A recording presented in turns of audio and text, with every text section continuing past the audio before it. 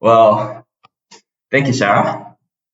Um, so I saw it on this other podcast, and the host of the podcast actually had like a little brief introduction for the guest. Okay. So I prepared something, right? I prepared something. So I don't know how much of it I'm gonna get it right, but let me know. So here it is.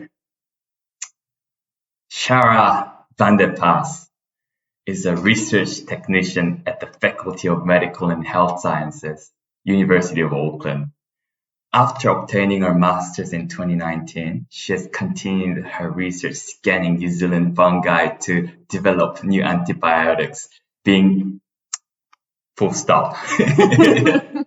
Being a co-author of several academic publications during that time.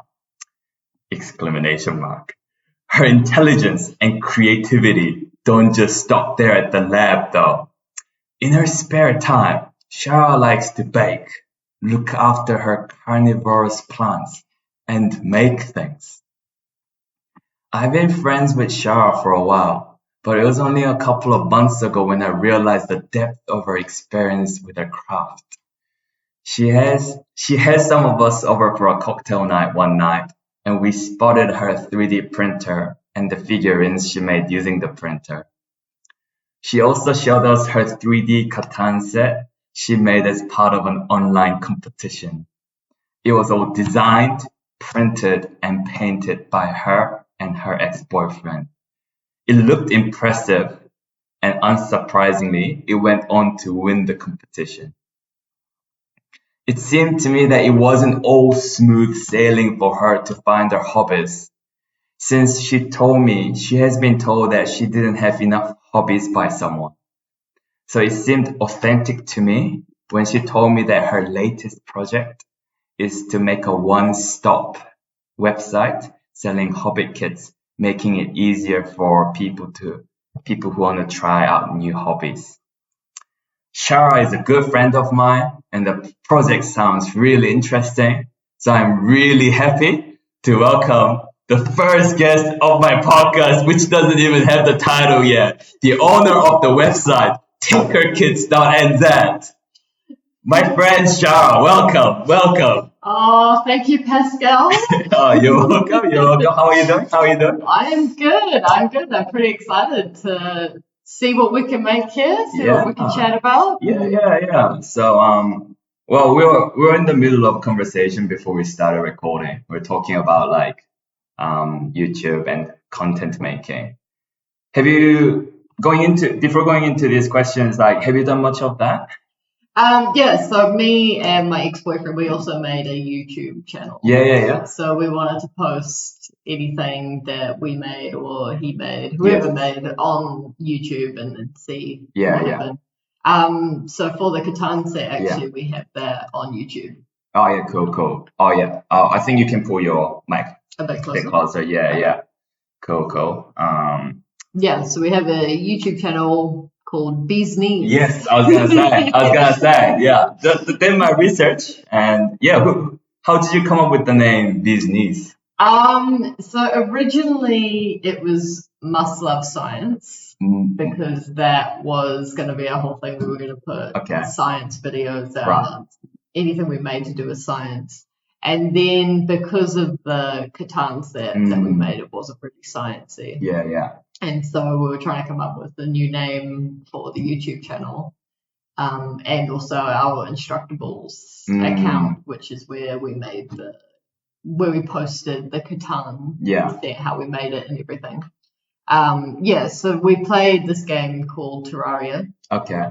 And we played many hours of this game.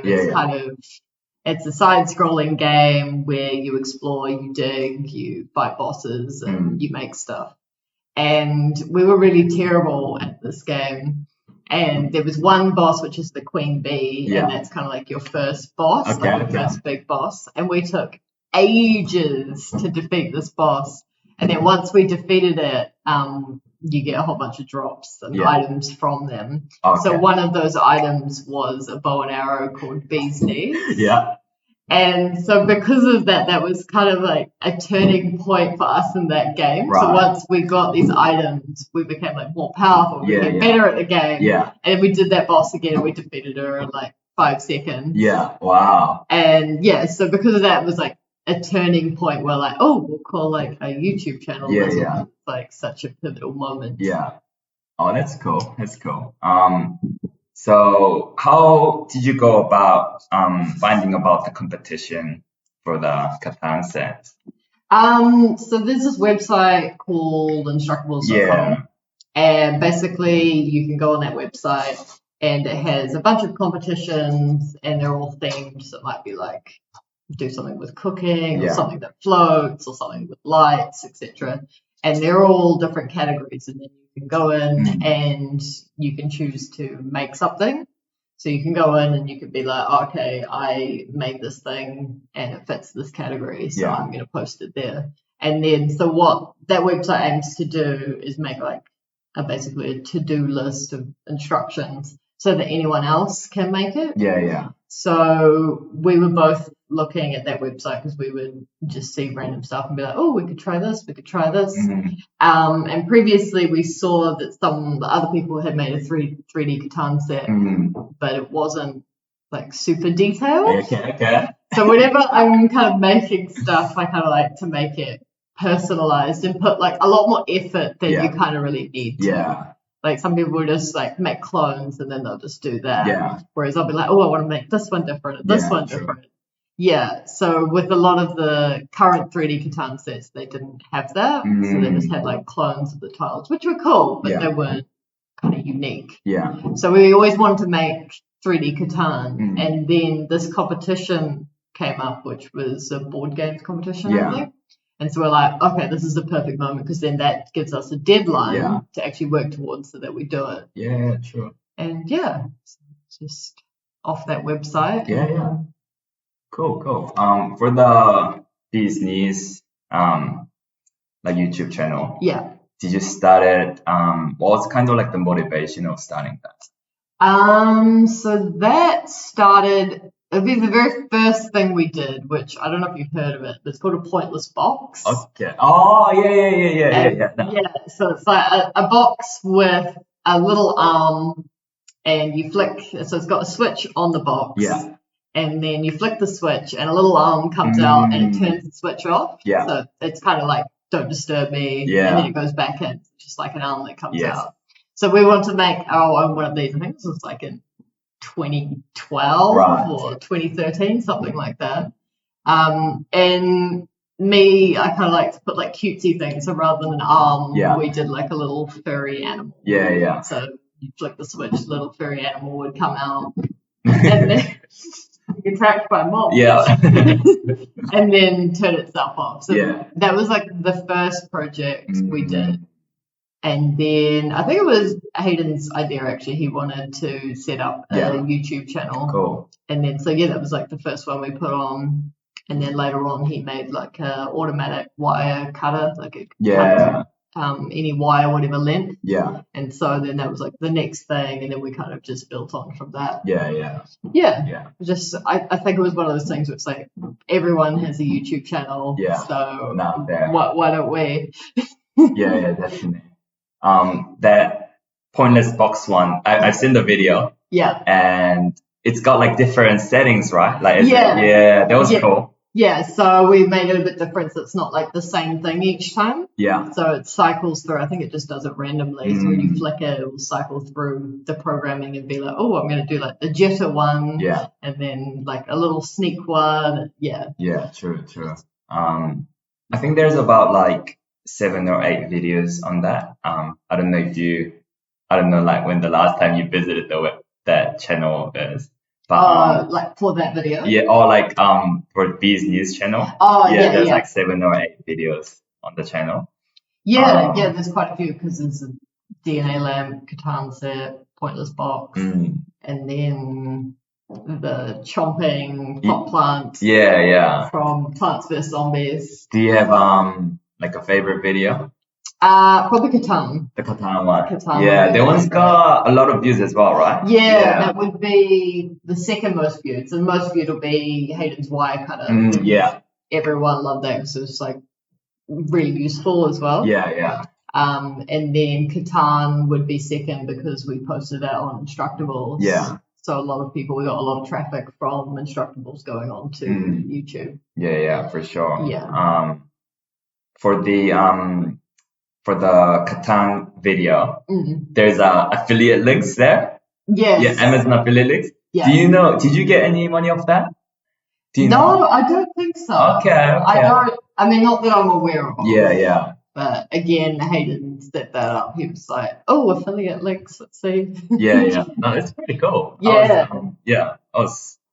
I don't know, because I don't know. It would be cool to, I feel like it's a goal now to like set up a channel or have your own content and eventually have affiliate links and, passive income from there. I mean, anything to help out. You're like, oh yeah, let's get a little bit of money here. Exactly. Did you have them with ASMR programming? ASMR, nah. So yeah, I guess I tried last time I tried setting up Amazon affiliate links. Like it needed certain amount of like traffic. Yeah. And I can't remember what it was, but my first goal was like getting it like YouTube partner channel basically. So that was my first goal, but I didn't even get to the affiliate stage really. Future. For the future. Exactly. So videos on that, like the photography or like I guess cinematography is pretty like impressive.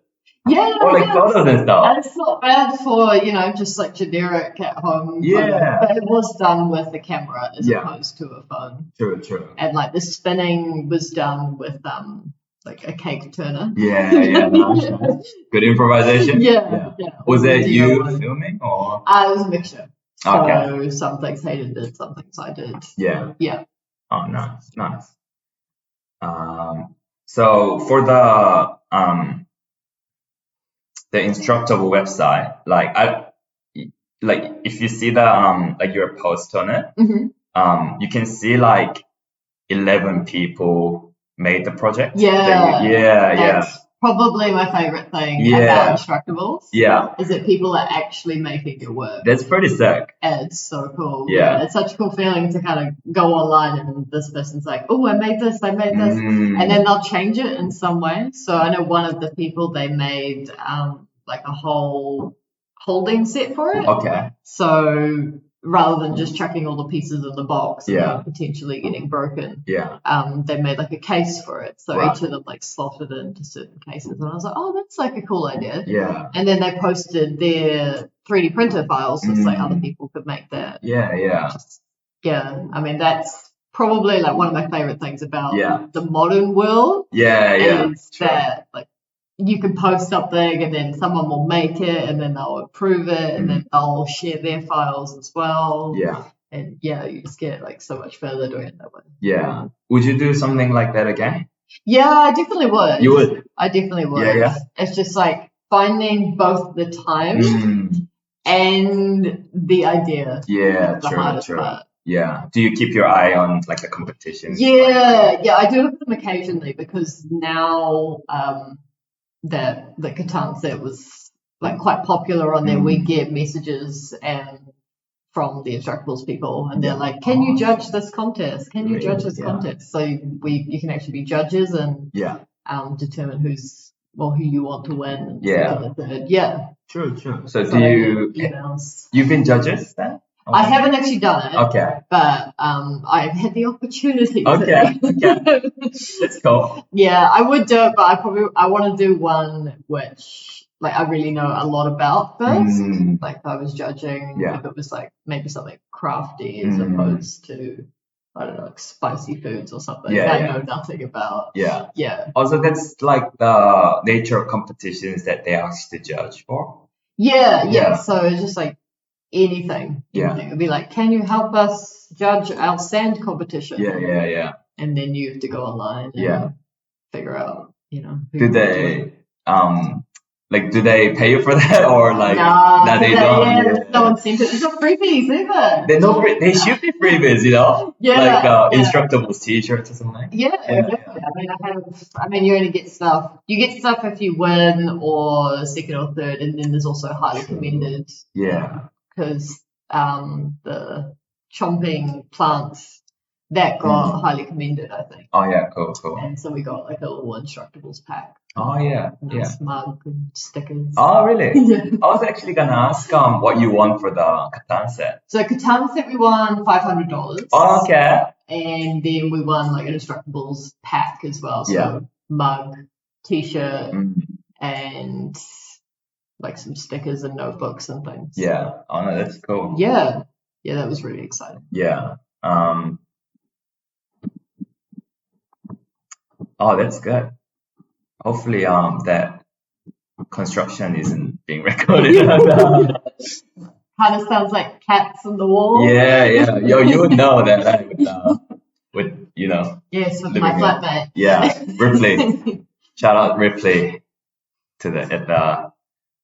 at the flat. So is how's the I don't know if we should get into the like more personal stuff, but how's the new flatmate? Oh no, she's great. Yeah. We love our new flatmate. Yeah. Like, she's really easy to get along with, and she's really chill, which is such a good feeling. Like, you can come home and you feel like a lot more comfortable. Yeah. Cool. You don't have to try so hard.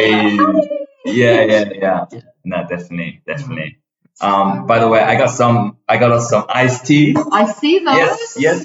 Yeah. If you with all the talking, you might get thirsty. So I am definitely a peach and black tea. Oh yeah. Let me go for lemon green iced tea. Just edit out this part of This the thing. Like I feel like I'm still finding the identity of the podcast, Do I want to edit this out or do I want to keep it authentic and stuff? Yeah, it'll be interesting to see if you like keep it kind of casual, chat, or if it turns into like interviews. Do you listen to much podcasts? I haven't listened to many. Like I don't have any consistent ones. Yeah. But I do listen to occasional ones. Or like what about like interviews or like because now so many YouTube channel does interviews and I haven't heard heaps of the main ones I listen to are normally like stories or myths or legends like that while I'm driving and you're like, oh, that's interesting. It's like a fairy tale. I kind of like those ones. I've listened to a few kind of around investments, talking to people about how to invest, and then also when the COVID pandemic was massive, a few of those as well. True. And they talk about what's going on, what's going to happen to the economy. Yeah. Is that your like kind of main interest, like personal finance and investments? I always find interesting. Because that's kind of the best way to, I suppose, have like stable money for when you're older. Investments are the best way to do it, and also it's interesting because you can invest in like individual companies and some of them go up and some of them go down, and I just find it's like interesting to see like what you're going to invest in, what you should invest in, what's like the safe option versus what's kind of risky. So what does your portfolio look like now? My portfolio? Bringing out the big terms, Oh no, I'm not like a podcast person, eh? Oh no. What about like the investment portfolio? Oh, investment portfolio. Oh, okay. So most of my investments, I do index funds. Oh yeah. Good on you. Because I find them just like safe. So you don't lose much, you don't gain that much, but they're kind of safe. So I do like NZ top 50 and like America top 50, and then a bit of real estate, that kind of stuff. True. All like index funds. Through like Invest Now. Invest Now. So I started that as soon as I finished masters, and I actually had, I think it was like $1,000. I was like, I'll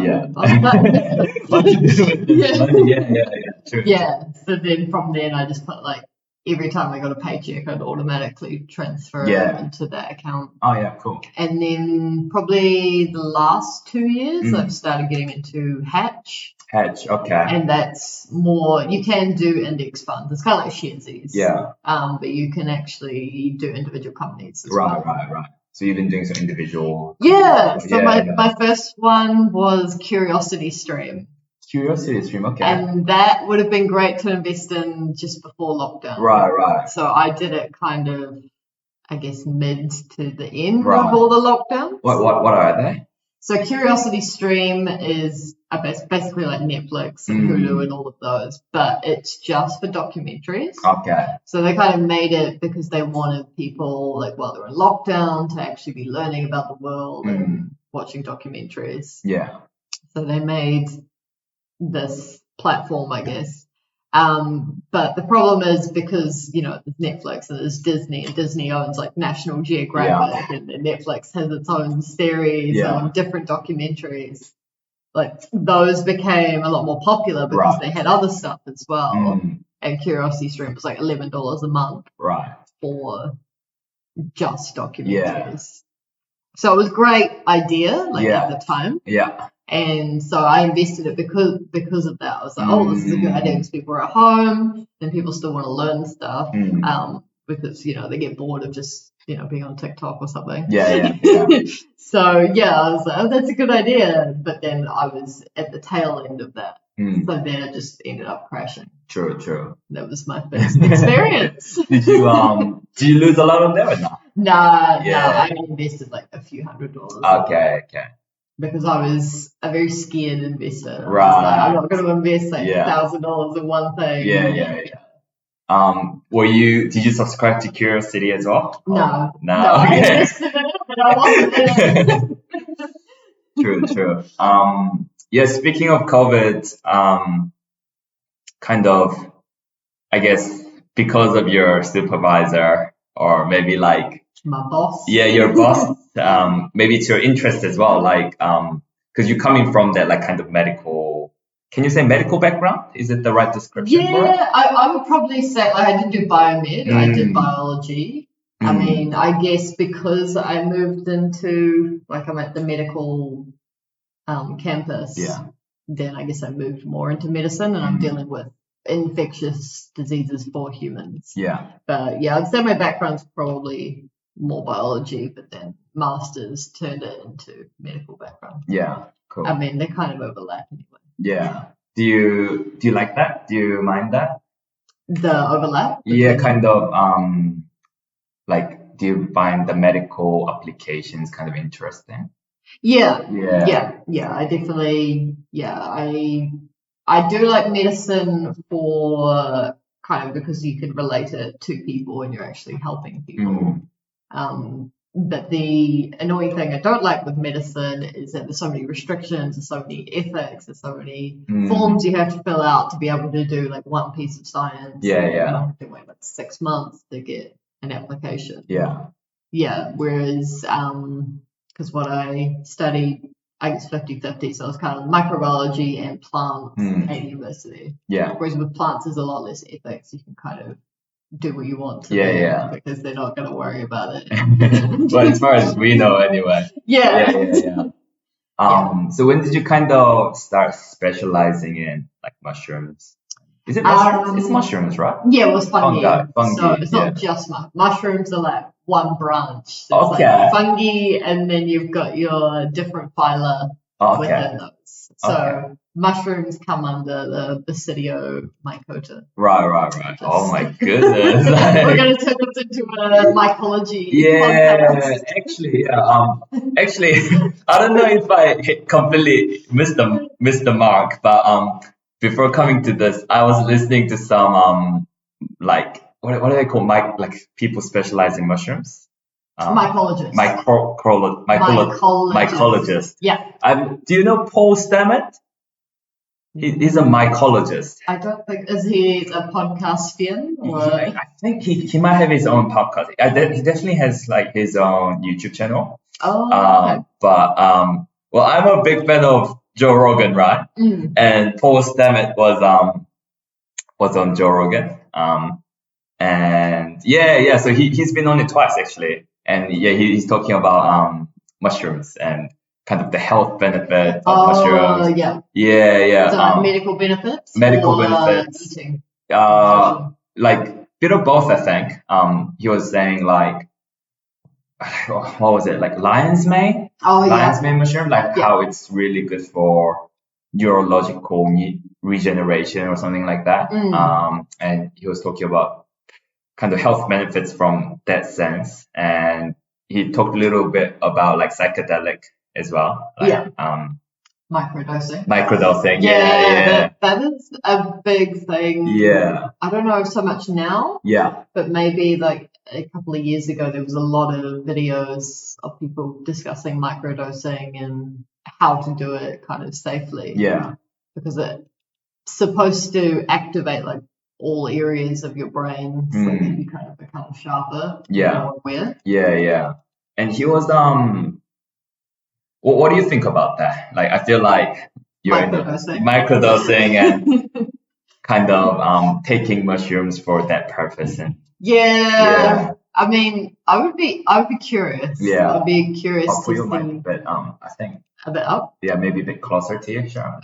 Yeah. So I want to spit all over it. Yeah, no, it's all good. It's all good, yeah. the pandemic time. Yeah, that is true.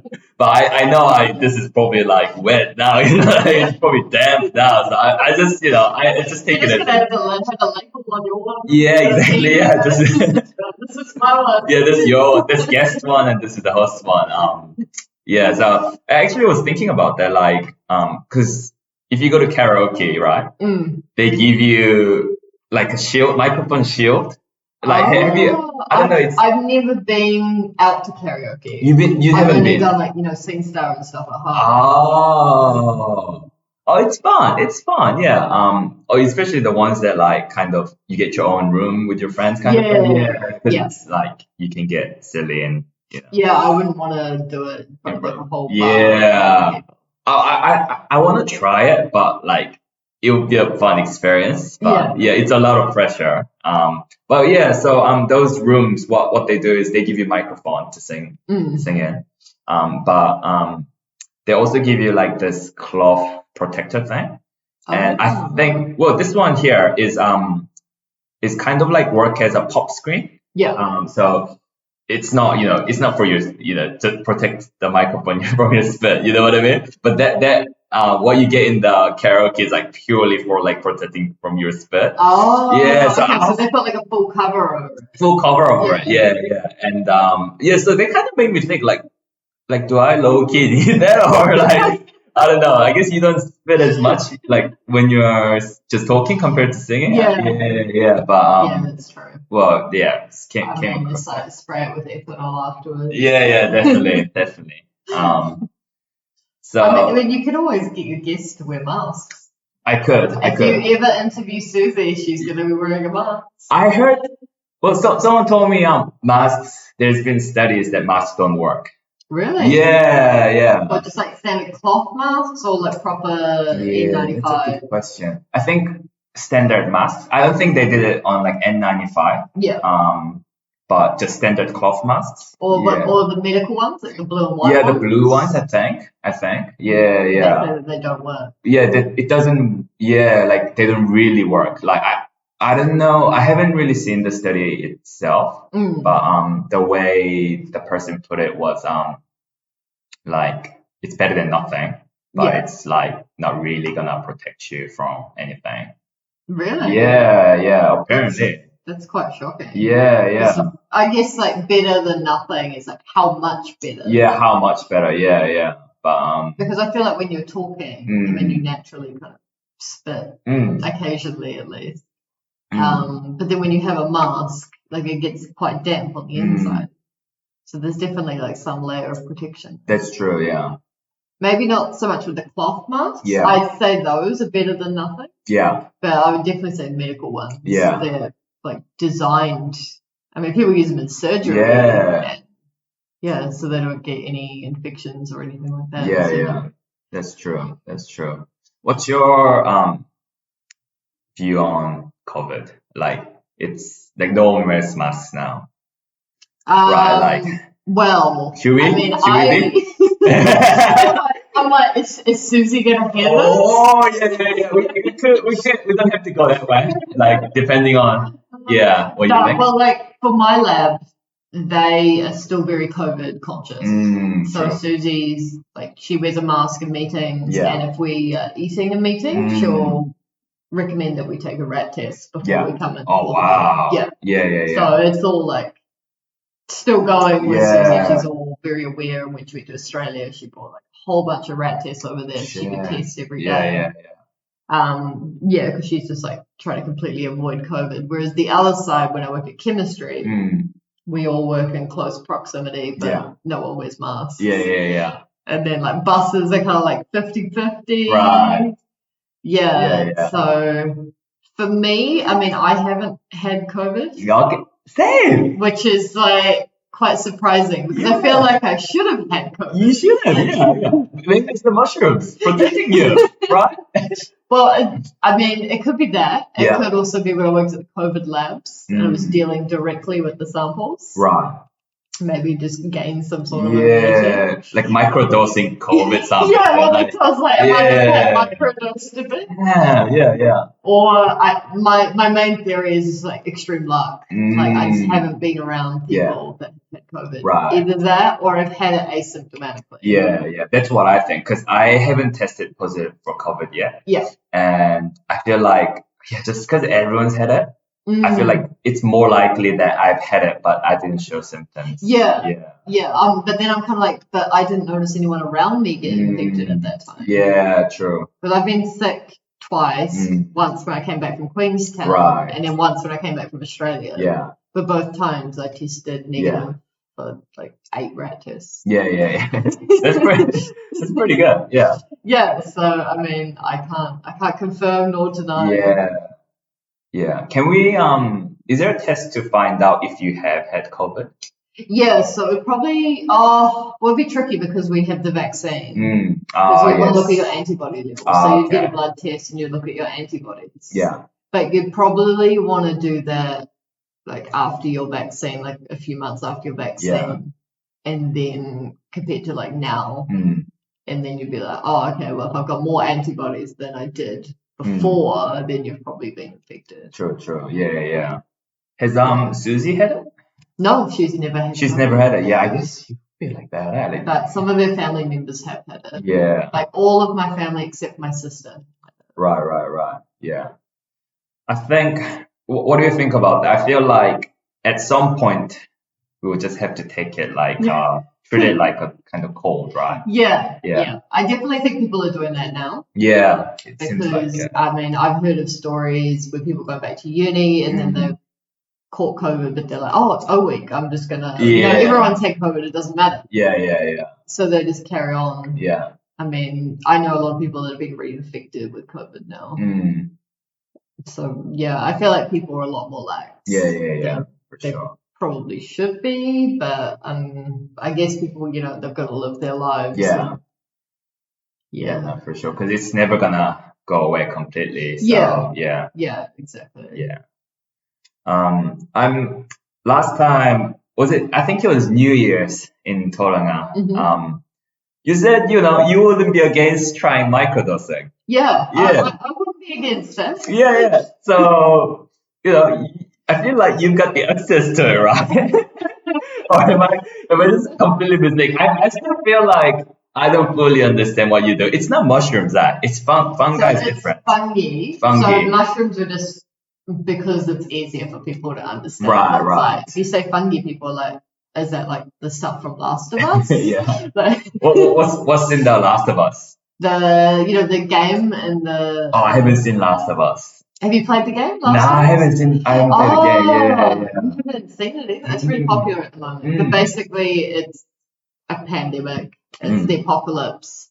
And there's a fungus called cordyceps. Okay. And it exists. Okay. There's a fungus called cordyceps, and it's called the zombie fungus. Okay. Because it infects ants. Yes. And it basically controls their brains. Yes. And tells them to like go back to the herd and basically spread the fungus. Yeah. So it controls their brains. So essentially, Last of Us has done the same thing, but now cordyceps is able to move into humans. Right.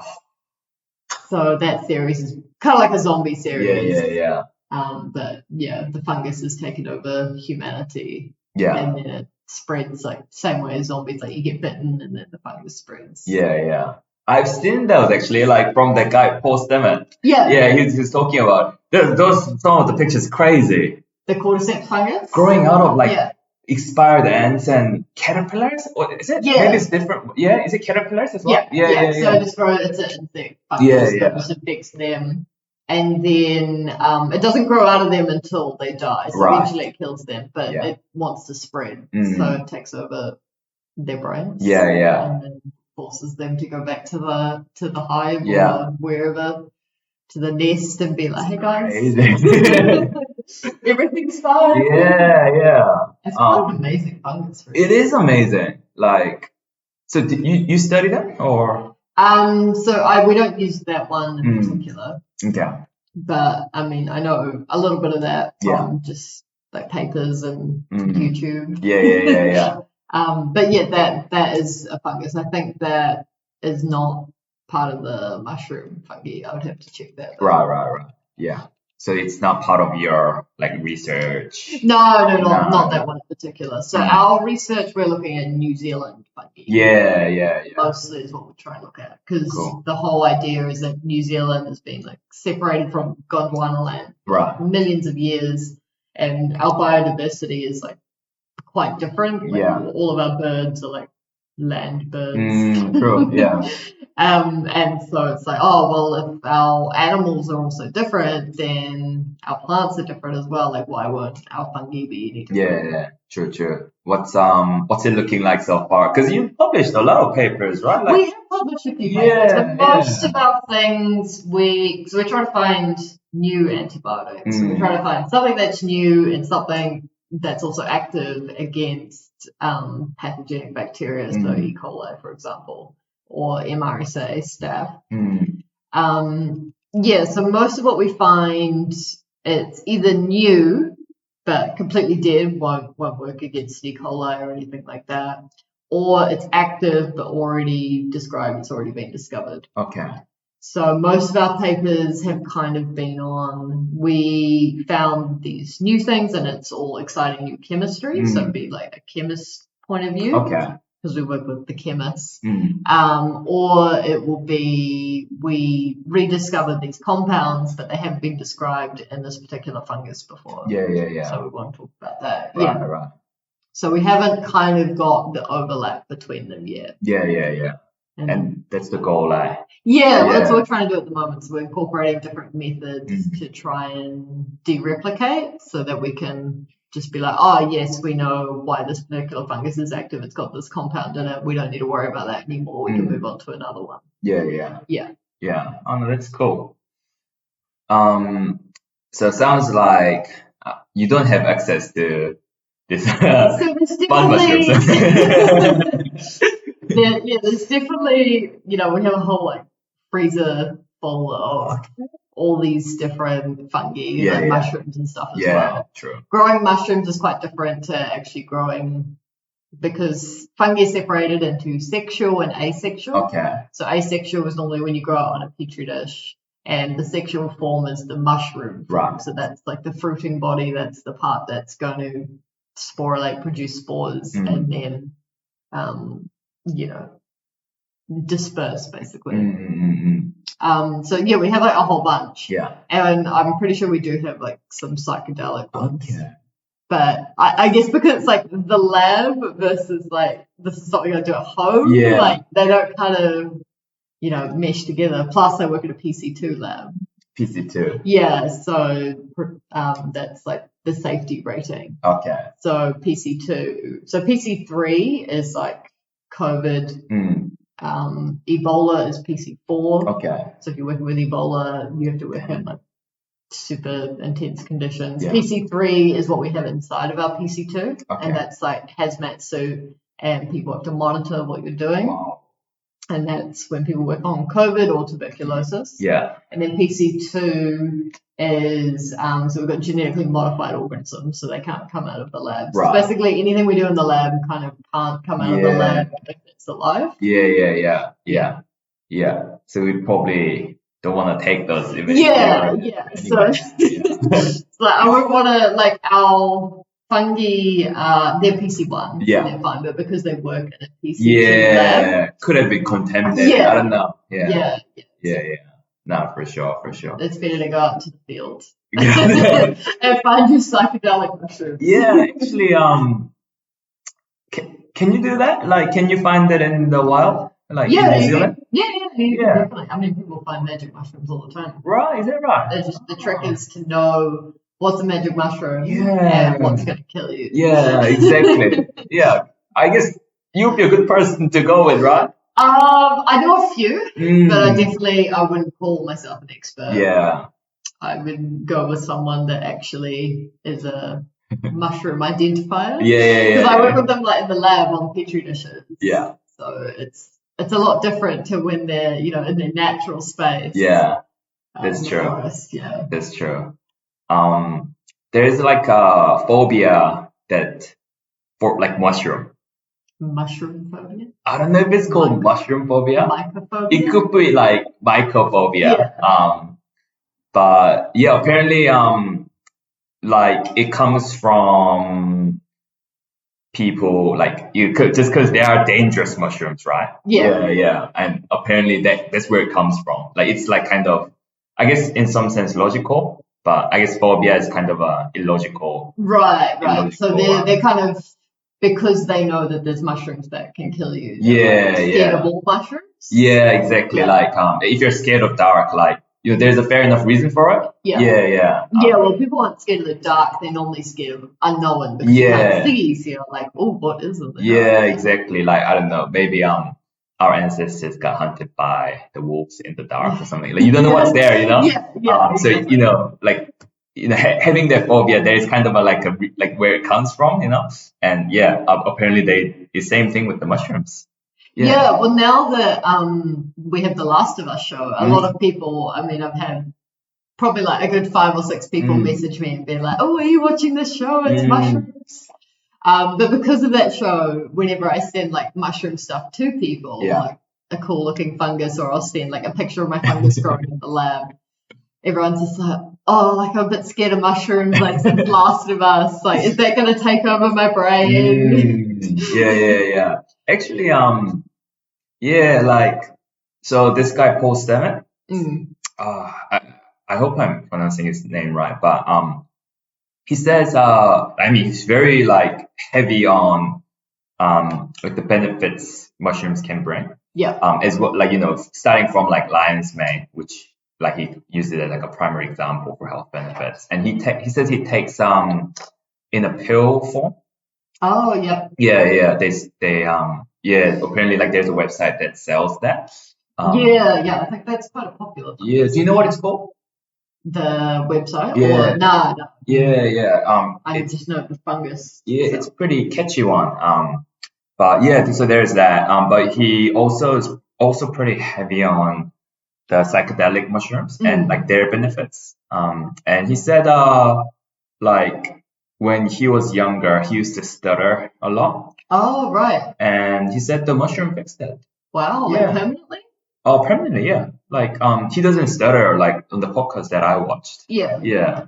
Wow, that's amazing. That's amazing, yeah. And that's just from taking this lion's mane pill. Oh no, so that's from fixing stutter is from like taking like psychedelic mushrooms. Oh, yeah. Having like those like psychedelic experience. Like, but not microdosing. Not microdosing. Full trip. Actual full trip. Yeah. But now he's pretty big on like microdosing. Yeah. And he gives like kind of more structured advice, like he recommends like 2 days on and 3 days off or something like that, or maybe it's the other way around, and like so more idea on like how to do it. Interestingly enough, like there's like he made like an app for it, just so that people can try different strategies. Okay. Because like it's not very well studied on. Yeah. So he says like 3 days on, 2 days off, but some other guy says like I don't know, 4 days on and 1 day off or something. What, 3 days on psychedelic mushrooms? Just microdosing on those days. It kind of reminds me of fasting. Like 3 days on, 2 days off. Yeah, exactly. But I think that's exactly it though. Like so, just so that like when it's kind of like caffeine. When you have coffee, like when you go off it for a bit and when you come back to it, it's gonna hit you harder. Yeah. Yeah. So he made an app for it so that like people can try different things and they kind of upload their experience, and then from then on, I guess it's kind of like a research in some sense. Yeah. But yeah, that's super interesting stuff. Like that is interesting. Yeah. Yeah, I always find microdosing quite interesting. Yeah. It's like you're not having a full trip, but it's like kind of how much of our brain are we not really using? Yeah. And that has the ability to activate it. Yeah, definitely. It's like, do you just become incredibly smart? Yeah. When you're like, oh, I have this idea and I know exactly how to do it. I think microdosing it's better than like I don't know, the opposite of microdosing. Macrodosing. Yeah. Apparently there's like a test on mice. Okay. Yeah, there's a test on mice, and the mice that microdosed performed better than macrodose. Yeah, exactly. Like if you're having a full trip, then you're just like gone. Yeah. Like, oh well, what's going on? So there's a breaking point. Yeah. Probably. Yeah. Yeah, I feel like microdosing kind of just, it's like a stimulant. Yeah. Just like activates everything. Yeah. And probably wakes you up more and feel like, oh, what's happening there? What's happening there? Yeah, for sure. Sure. We have to do it, Shara. Oh, we're gonna try next podcast. We have to do it. Yeah, we can record that, Yeah, so I think your research is super interesting, right? Yeah, a lot of people think the research is super interesting. It'd be nice if we actually had some more interesting results. Yeah. I definitely think it has potential. Yeah. But definitely. It's just, I think, given that there's so many fungi, there's just so many different avenues, and there's only like 5 of us on the team. Yeah, true. And the main problem that we've been having is kind of you get everything to a certain stage, but you never get past that, so you never actually figure out the compounds that are in particular fungi because there's so many to go through. Right. So in our last kind of strategy meeting, I was like, I think we should change this and actually finish this kind of screening part, because we get heaps of activity when we're just screening them, which is just fungi with the bacteria while it's still alive. Right. So everything's still alive, and it's like, does the fungi kill the bacteria or inhibit its growth in some way? And then after that, it gets extracted. So that's when it's dead. It's like, do the compounds still work against the bacteria? And that's often where we lose a lot of the activity. Yeah. But because we have like so many different fungi screened, we get like, I don't know, maybe 60% or 70% activity. Like that's quite a high number. So our kind of focus this year, I'm hoping, is switching to actually looking at some of the ones that we've already looked at, but finishing like what's in them, and like writing up that research as opposed to kind of getting everything to like a halfway point. Yeah, that makes sense. So is that more how it's been done so far? So all this time we've been treating it as a screening project. Yeah, so we've had a bunch of students, so there was me and Alex, and we both did our masters, and we screened like 40 different fungi in different media, different conditions, to see how that affected its activity. Yeah. And then other students have been doing it in liquid, and some with co-culture, so they'll have fungi with the bacteria and seeing if they like live together, if they produce more compounds. Some people have been doing like parts of bacteria, so they'll introduce parts of bacteria into the media and see if that kind of stimulates the fungus to produce an antibiotic. So it's like all these different conditions that we've been focusing on. And because of that, like we're getting really interesting results from the bio point of view. But chemistry is kind of the one that's more important, I would argue, because that's when you actually figure out what compounds are in it, and that's what we want to know. We want to know what's actually in there that's active. Is it new? Is it something already we know about? Yeah. So like the past 6 years has been focused on screening. And now we're kind of trying to shift it into being more focused on chemistry. And tying up a lot of those loose ends. Yeah. What was the Did you suggest that idea or? Well, I've been complaining a lot because I work at bio and chemistry. Yeah. So there's 5 of us at bio, and then there's 2 of us at chemistry. And I'm the one that does all the lab work at chemistry. So it's like 5 of us, including me, sending fungi down to chemistry for extraction to be looked at. And it's just been like way too much. Yeah. So I can, as a, well, not a chemist, a proto-chemist. Yeah, okay. I can only get things to like a certain level. So I can do the extraction, like the initial extraction, and then test fractions, which are like, I guess, chunks of compounds. So there'll be like 5 or 6 compounds per chunk. So we get that testing done, but it never goes any further. So you're like, okay, it was active in this fraction, this chunk, like these group of compounds. Yeah. But we don't know what they are because by then you've got to look at another fungus and another one. So you kind of hit a wall and then you just end up with like a bunch of stuff that hasn't been looked at. Yeah. And because of that, because I knew both sides, because I knew the bio side and the chemistry side, I was like, no, we definitely need to change this. Yeah. So that's what we talked about 2 weeks ago. Okay. Yeah. Yeah, cool. And what was the reception like for that? So it was good actually. The main thing from Susie, because we're incorporating a new method, liquid chromatography, mass spectrometry. Boy, sounds fancy, yeah. So liquid chromatography is basically just separating. So you have a mixture and you want to separate that into all its parts.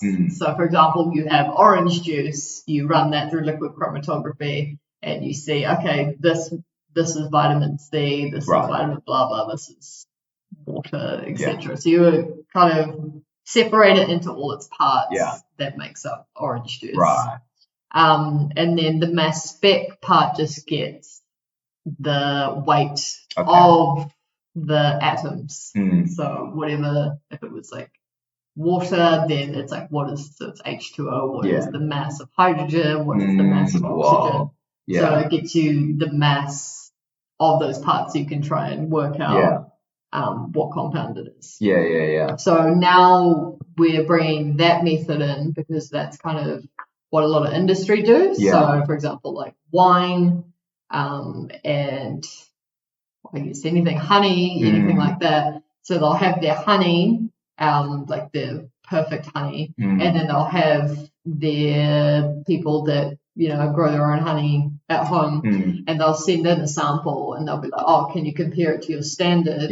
And see like what's going on because maybe something's wrong with their hive. So they'll run it through LCMS, which will give them a peak. So it'll give them like a little kind of triangle peak. And that will be like the mixture of, that'll be like one single compound. So if there's matches that, then they're like, oh, okay, you're good, it's matching like the standard. But if it's different to that, then it's like, oh, well, there's something else in your honey that's different to this. Yeah. And wine, for example, does the same thing. So they want to look at like the concentration of different flavonoids and terpenes and that kind of stuff. So they'll use LCMS or GCMS, that gas chromatography. That's what we use for volatile substances. I feel like we're getting very sciencey. I love it. But so basically we're trying to incorporate that so that we can dereplicate better. So we can run a crude sample or a part of the fungus through that, and then at the end you'll be like, okay, this matches this already known compound. And there's also databases, so you can run your results through a database, and it's like, okay, you have a mass of 230, and that matches this, and also how it's separated looks exactly the same. So it's like, okay, well, it's probably that compound. And then if that compound, for example, is antibacterial, then we're like, okay, well, then that's probably what's active. And we can leave that. That sounds a lot of work. So because it's not like a ton of work, it's more of the cost of it. So LCMS is quite expensive. So that was like the main thing discussed at the meeting. It's like, how many samples are we actually going to be running? To make it kind of viable. It's like, we don't want to run hundreds when each sample costs like $100 to run. do you send it somewhere? Or? So we used to send it to Otago. Yeah. Because LCMS machines get very booked out because so many people from all over use them. Wow.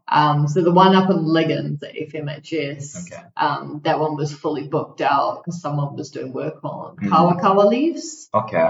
So they were doing, I think, their whole PhD or something. Right. They were running kawakawa leaves and looking at all the components of those and seeing, I don't know, what they could change or like the medicinal benefits. Yeah. So they were doing that, so it was like booked out for an entire year. So because of that, we had to send them down to Otago. Yeah. But that's even more expensive because we're not internal, so you get external prices. Yeah. So we ran some stuff down there, but then recently we've talked to the Liggins people again, because it's a new year, and we've kind of set up an agreement to run stuff every month. Okay. So now it's just looking at the budget. It's like how many can we run and what's our priority? Yeah. So do you, as a part of the team, how much say do you get in that, like in terms of budgeting and? How much of the budget for LCMS? Or like kind of like basically like is like what in terms of the hierarchy of like budgeting decisions? Oh yeah. That's all Susie. It's all Susie, But do you get much say in that? So we get to like say what we want to do and then like find out the costs and everything like that. Yeah. And then I mean she's pretty flexible. Yeah. She doesn't normally say no or anything. She'll just try and work it into the budget. Yeah.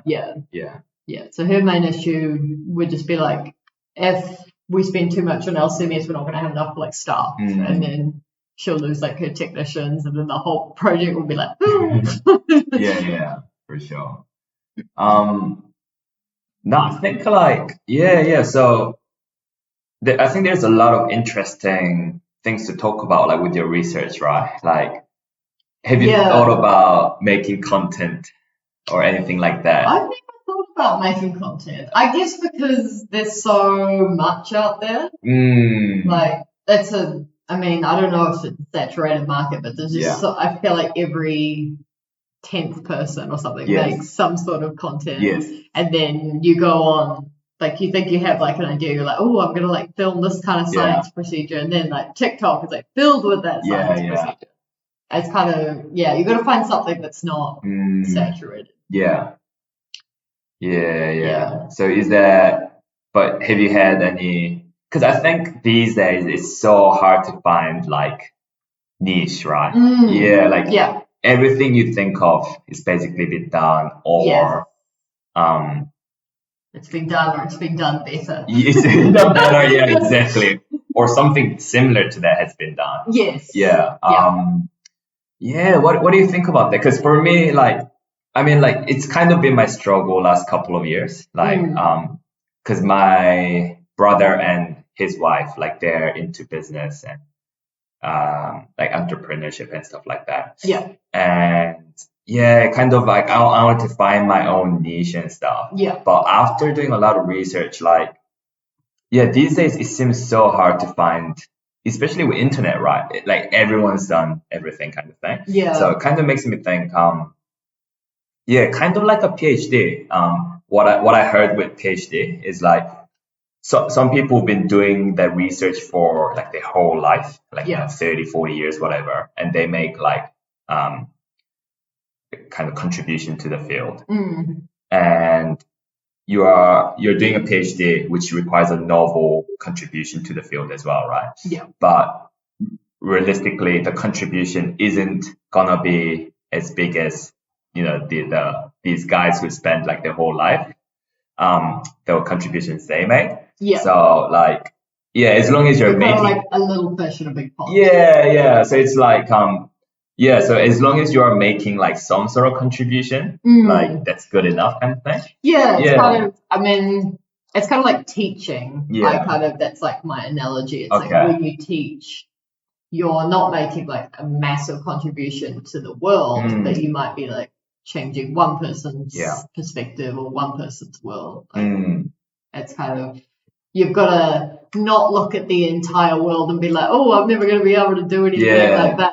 Yeah. You've got to just look at your own world and the own people around you and be like, whose lives can I change, or how can I make this better, at least for me, that kind of thing. Yeah. And exactly that. Like, I heard similar kind of advice for starting out things. There's like startup companies. Yeah, or startup companies, or even making contents, or anything people that might want to monetize.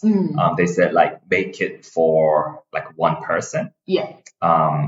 And just do that. Try to do that really well, kind of thing. Because you hear about people that started making like workout videos for their friend groups, whatever. And then at the end of the lockdown, they quit all their jobs because that's gone viral. Like, you know, 1,000 people. I feel like a lot of people, they don't know what's going to go viral. Like you kind of just, it'll be the thing that you're not focusing on that'll be the most popular.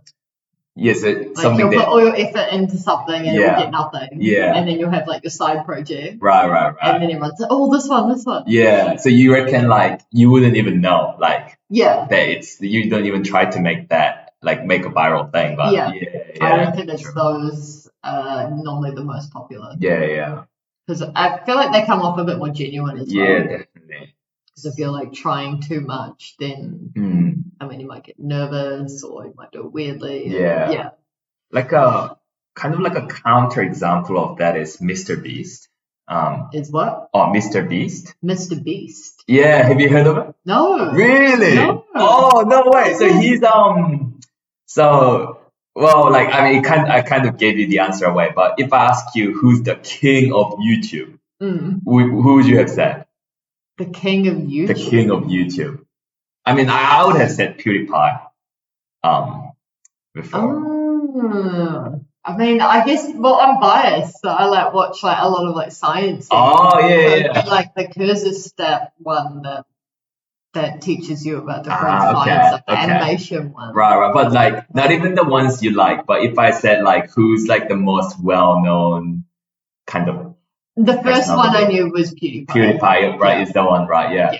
So Mr. Beast is like a new PewDiePie. I mean, the content is very different, but he's like kind of his face is like the main representation of his brand and things like that. So a few things different from PewDiePie.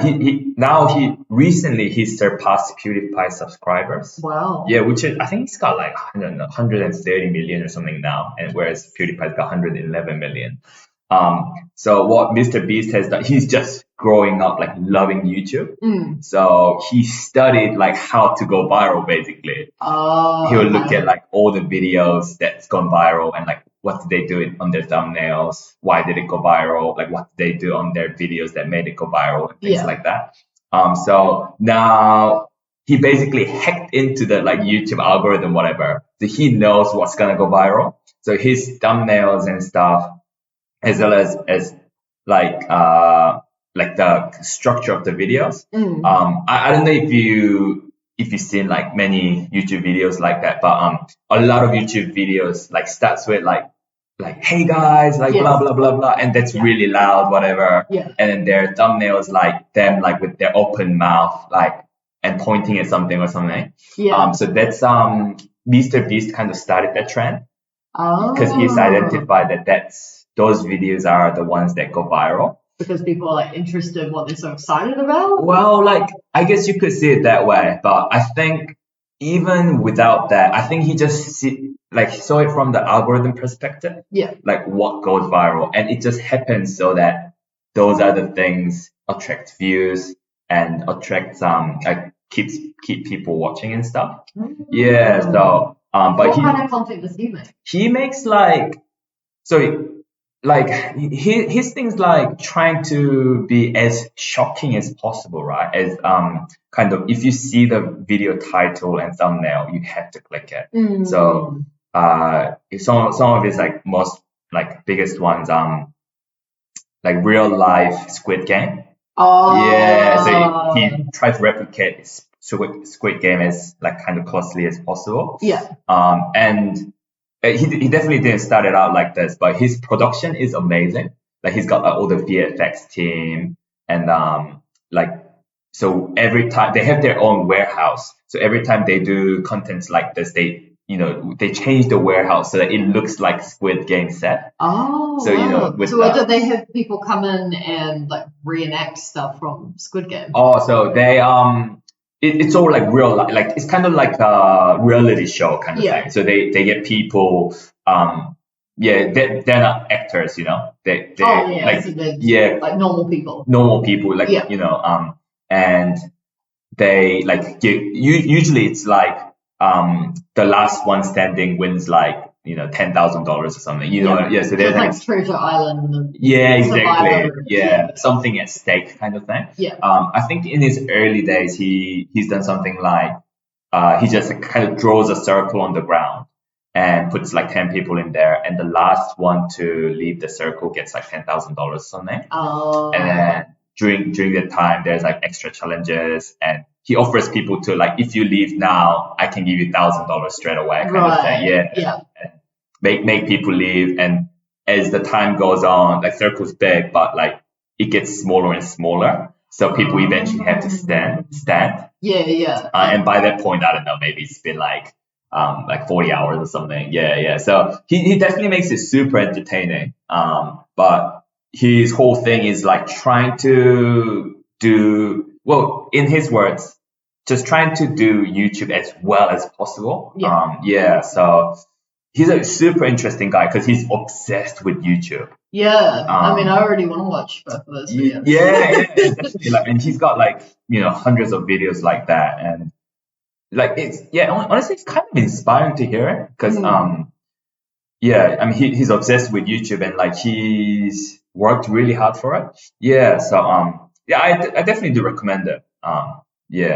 It's interesting. It's kind of interesting how you can study that and then actually get an answer. Like what's popular, and then figure out what.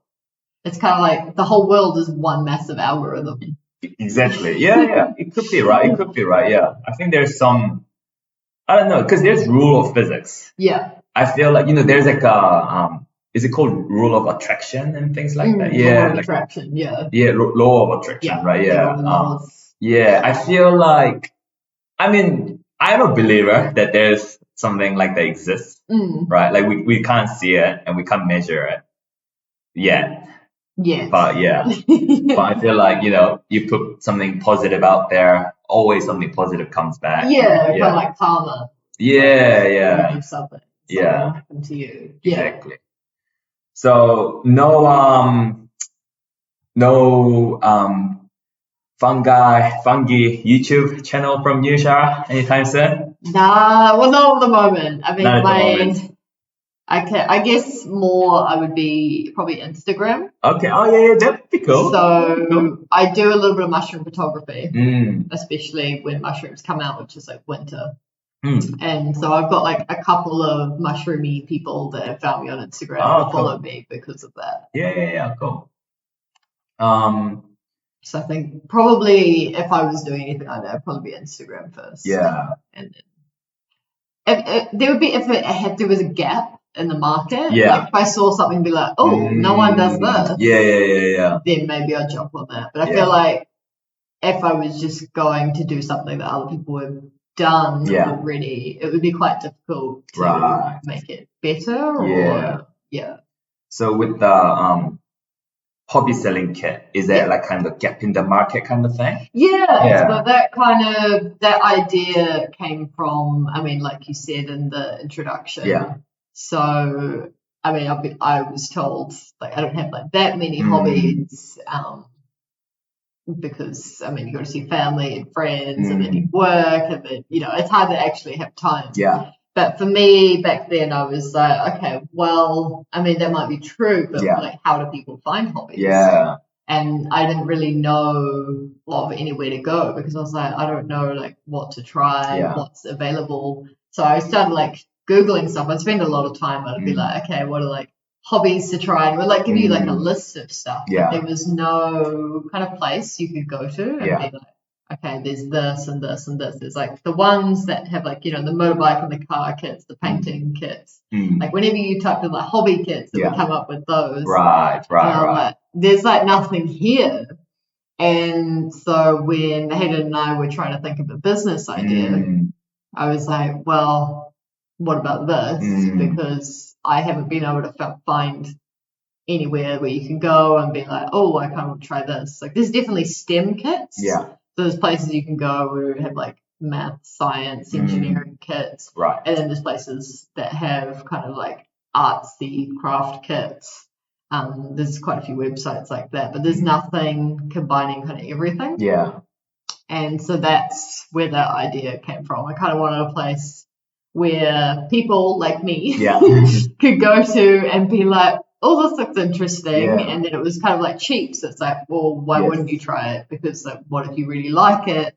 And then you could just get like better quality and add to that kind of later on. Yeah. So it's supposed to be a place where you kind of get like starter kits because I couldn't find anything like that when I was like, I need more hobbies. What do I do?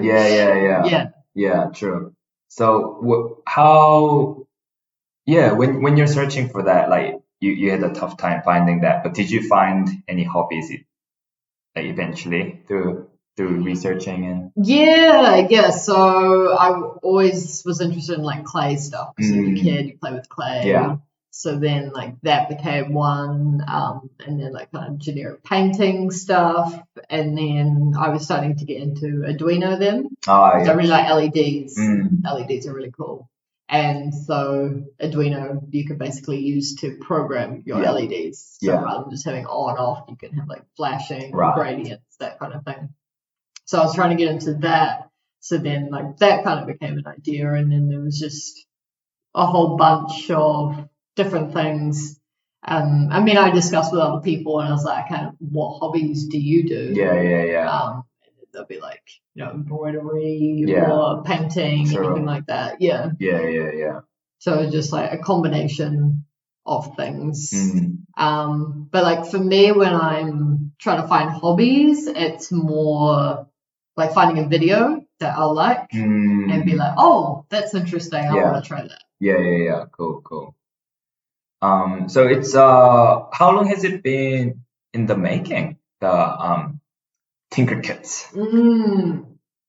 That is a good question. Here we go. It's like embarrassing because it's been so long. Right. So it's probably 2019. 2019, okay. I would say before lockdowns. Right. Definitely after masters. So yeah, I would say because we went into lockdown 2020, right? The start of 2020. Yeah, I would say around 2019 is when we actually formed the business, because we bought like the business name, so it's legitimate. So it's like if I was to go live right now, it would be like a legitimate thing. It'd be legal. It'd be legal. Yeah. Good to know. So it's probably about 2019. But then it's just kind of been like a slow process. So we started off like writing a budget and being like, okay, we'll just get like a few kits for now. So we kind of decide whether to do like drop shipping. So people just go to the website, buy it, and then that takes them to like the original website. And then they buy it from there, kind of like that's what Wish does. But then I was like, but I kind of want to put like a personalized thing towards it. So one of my friends, well, I guess peers from high school, he's the CEO of Game Kings. Game Kings? Yeah. Okay. The board game website? Oh. You buy like all your board games in New Zealand, it's Game Kings. Really? Yeah. Wait, he's the CEO? Yeah. I need to get him on the podcast. Pour some drinks for me, Shara. We did drama classes together. And he does lighting. So he's freelance lighting. Okay. So he does that. But if you go on the Game Kings website, you find out about how they made it. Yeah. And so he was kind of like the inspiration behind tinkerkits, like following the kind of same market he did. So he just wanted to buy some board games. Yeah. And he realized that you couldn't buy that many board games in New Zealand. Right. Like they didn't have, I think it was Cards Against Humanity or something like that. Yeah. They didn't really have that in New Zealand at the time. Right. And so he's like, oh, well, I have to get from overseas. So we got it from overseas. Yeah. And then he realized, oh, maybe like other people might want this kind of stuff. So he bought a bunch and then he was selling them on Trade Me. Yeah. And then people were actually buying them from Trade Me. So then after that, he's like, oh, well, I'm getting Trade Me fees. So I don't like Trade Me fees. Yeah. They're like quite expensive. And then so he ended up making his own website. Yeah. Wow. And then started selling like basically drop shipping games. Didn't have like a warehouse or anything, just like buying them and then storing them at his house and then like, you know, selling these board games to people. And then they were selling and then they just became massive and then they started making their own board games. So they made like a Māori-based language one. And then they made Kiwis Against Morality or something. Oh, okay. Oh, we have the game. Yeah, the Kiwi one? Yeah, yeah. Yeah, so they made that game. Yeah. Him and his business partner. Whoa. And then they have a warehouse in Hamilton where they store all the games. Yeah, they're massive now. So it'll be his full time now, right? Like so I think that's his full time job and then freelance lighting. He does for all the singers and stuff that come over. I mean that's cool. Yeah. So then because of that I was like, oh, like that's a really cool idea. That's really cool. So rather than like drop shipping, just like I wanted to kind of have the personalized aspect to it. Yeah. So I bought a few things from Game Kings. Yeah. And then they always put like a little note and some lollies and stuff in there. And it's like quite cute. Yeah, that's really cute. Yeah. So that's kind of where I got my inspiration from for like Tinker Kits. I wanted to actually buy the kits or like buy the stuff that I needed and then assemble it into a box with like branding and everything. And then just have like, you know, a little note or something and just kind of like personalize it. Yeah, because I feel like people appreciate that. Like, it's like when you get a letter in the mail and you're like, oh, they put so much effort into that. Yeah. And I think from what I can see, you're quite big on like personalization and putting your own touch to things too. Yeah, that's kind of something I've only like noticed recently. Yeah. Like I feel like, I mean, I was in a relationship for like 9 years. Yeah. I feel like being by yourself, you kind of notice a lot more about yourself. Yeah. So recently I've kind of noticed that like every little thing I'll do, I'll like personalize it in some way. I'll make this and I'll do this kind of thing. Okay. Like I might copy someone's work or like whatever they've made, but then I'll just like make it different. Yeah. So one of my more recent projects, I was actually getting Hayden's help with was a chameleon lamp. So it's like a 3D printed lamp and then it has a color sensor on the bottom of it. Okay. Oh. And so depending on what color surface you put it on, it changes color. Oh, yeah. I still haven't fully got it to work yet. Okay. But I mean, I spent more time on the kind of design of it. Oh, like a 3D design. Yeah. So I wanted to make it. I was like, okay, chameleon, that's cool. Yeah. But I'm gonna make it Pascal from Tangled. Yeah. So I spent ages like designing that particular chameleon. I was like, that's like kind of like my personalized spin on it. Yeah. Did you get that lamp idea from like a video or something, or yeah. So they actually like sell them online. Like random ones. But a couple of people have made them because they're quite like a cute little thing. Oh no, this sounds really cool. And I think like I mean like you know, making that kit on tinkerkits somehow. That is like that's what my kind of future of tinkerkits. I'm hoping. I'm leaking info here. So the future, if all goes well with like normal kits, like craft kits and electronics and all that kind of stuff, if all goes well with that, then I want to be able to incorporate my own stuff. Yeah. So one of my things that I made was a mushroom lamp, which you might have seen on Instagram or Facebook, wherever I posted it. So it's like a log, which is 3D printed, and then there's a mushroom in the center, and there's a ring of LEDs underneath like the cap of the mushroom. And so then all the wiring goes down the stem of the mushroom into the log, and then it's a Arduino, and that controls the lighting. It's just like USB plug-in. Yeah, cool. And so that just like color changes, so it just changes gradient, and it just cycles through. But that's like quite easy to make. So you've got like the mushroom, you've got the log, and then everything's 3D printed, and then you've just got the LEDs, wires, and Arduino. Yeah. And so like that kind of thing that I would like to kind of add to tinkerkits and be like, make your own like mushroom, like light up mushroom. Definitely, yeah. So providing, I'm not spending like thousands trying to keep tinkerkits afloat, like if it actually works out, then I do want to incorporate that. And then even kind of start where other people can like bring in their ideas and be like, you should like make this kind of thing. Make like an interactive component. But that's definitely future. That's not current. For sure. Actually get it started first. So you said it was like 4 years ago you came up with the idea, right? Yeah. So what's the drag, Shara? What's the drag? Oh gosh, there's so many things. So the first thing would be, so I was making the website. So I am not a website designer. I made the website for our lab. So superbugs.org. Superbugslab.org is our website. So I made that. That was the very first website I made. So during lockdown, I had to work from home. So my thing was to try and make a new website for the lab. And so I was using WordPress to make that. Nice. So we came up with the idea for tinkerkits, and then I was like, okay, this will be a good idea for me to actually work on the website, because a lot of people, they use like Shopify, anything like Wiz or something, whatever is available and like easy to use, and that makes it really easy to use a website.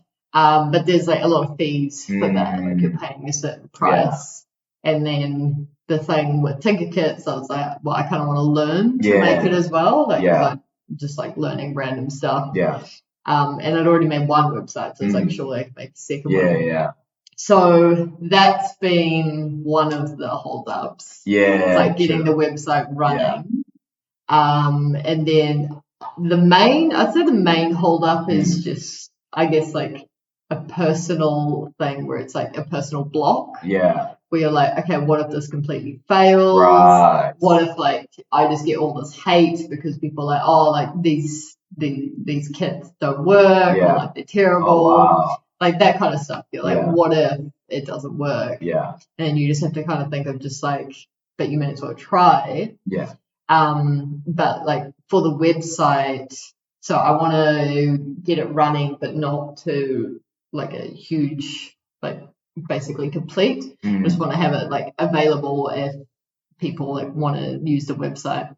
But the main thing I'm trying to do, because people are like, you just need to like start up. So that's why I want to try and see if I can sell the kits through Trade Me or any other marketing websites, or even like Instagram, anything like that. Just to see if people are kind of interested.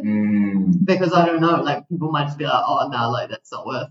And then I spent like 4 years or whatever, like trying to make a website and then all these things. And then I'm stuck with all these random kits at home. So I'd say the main, I guess, block has just been like, what if it doesn't work?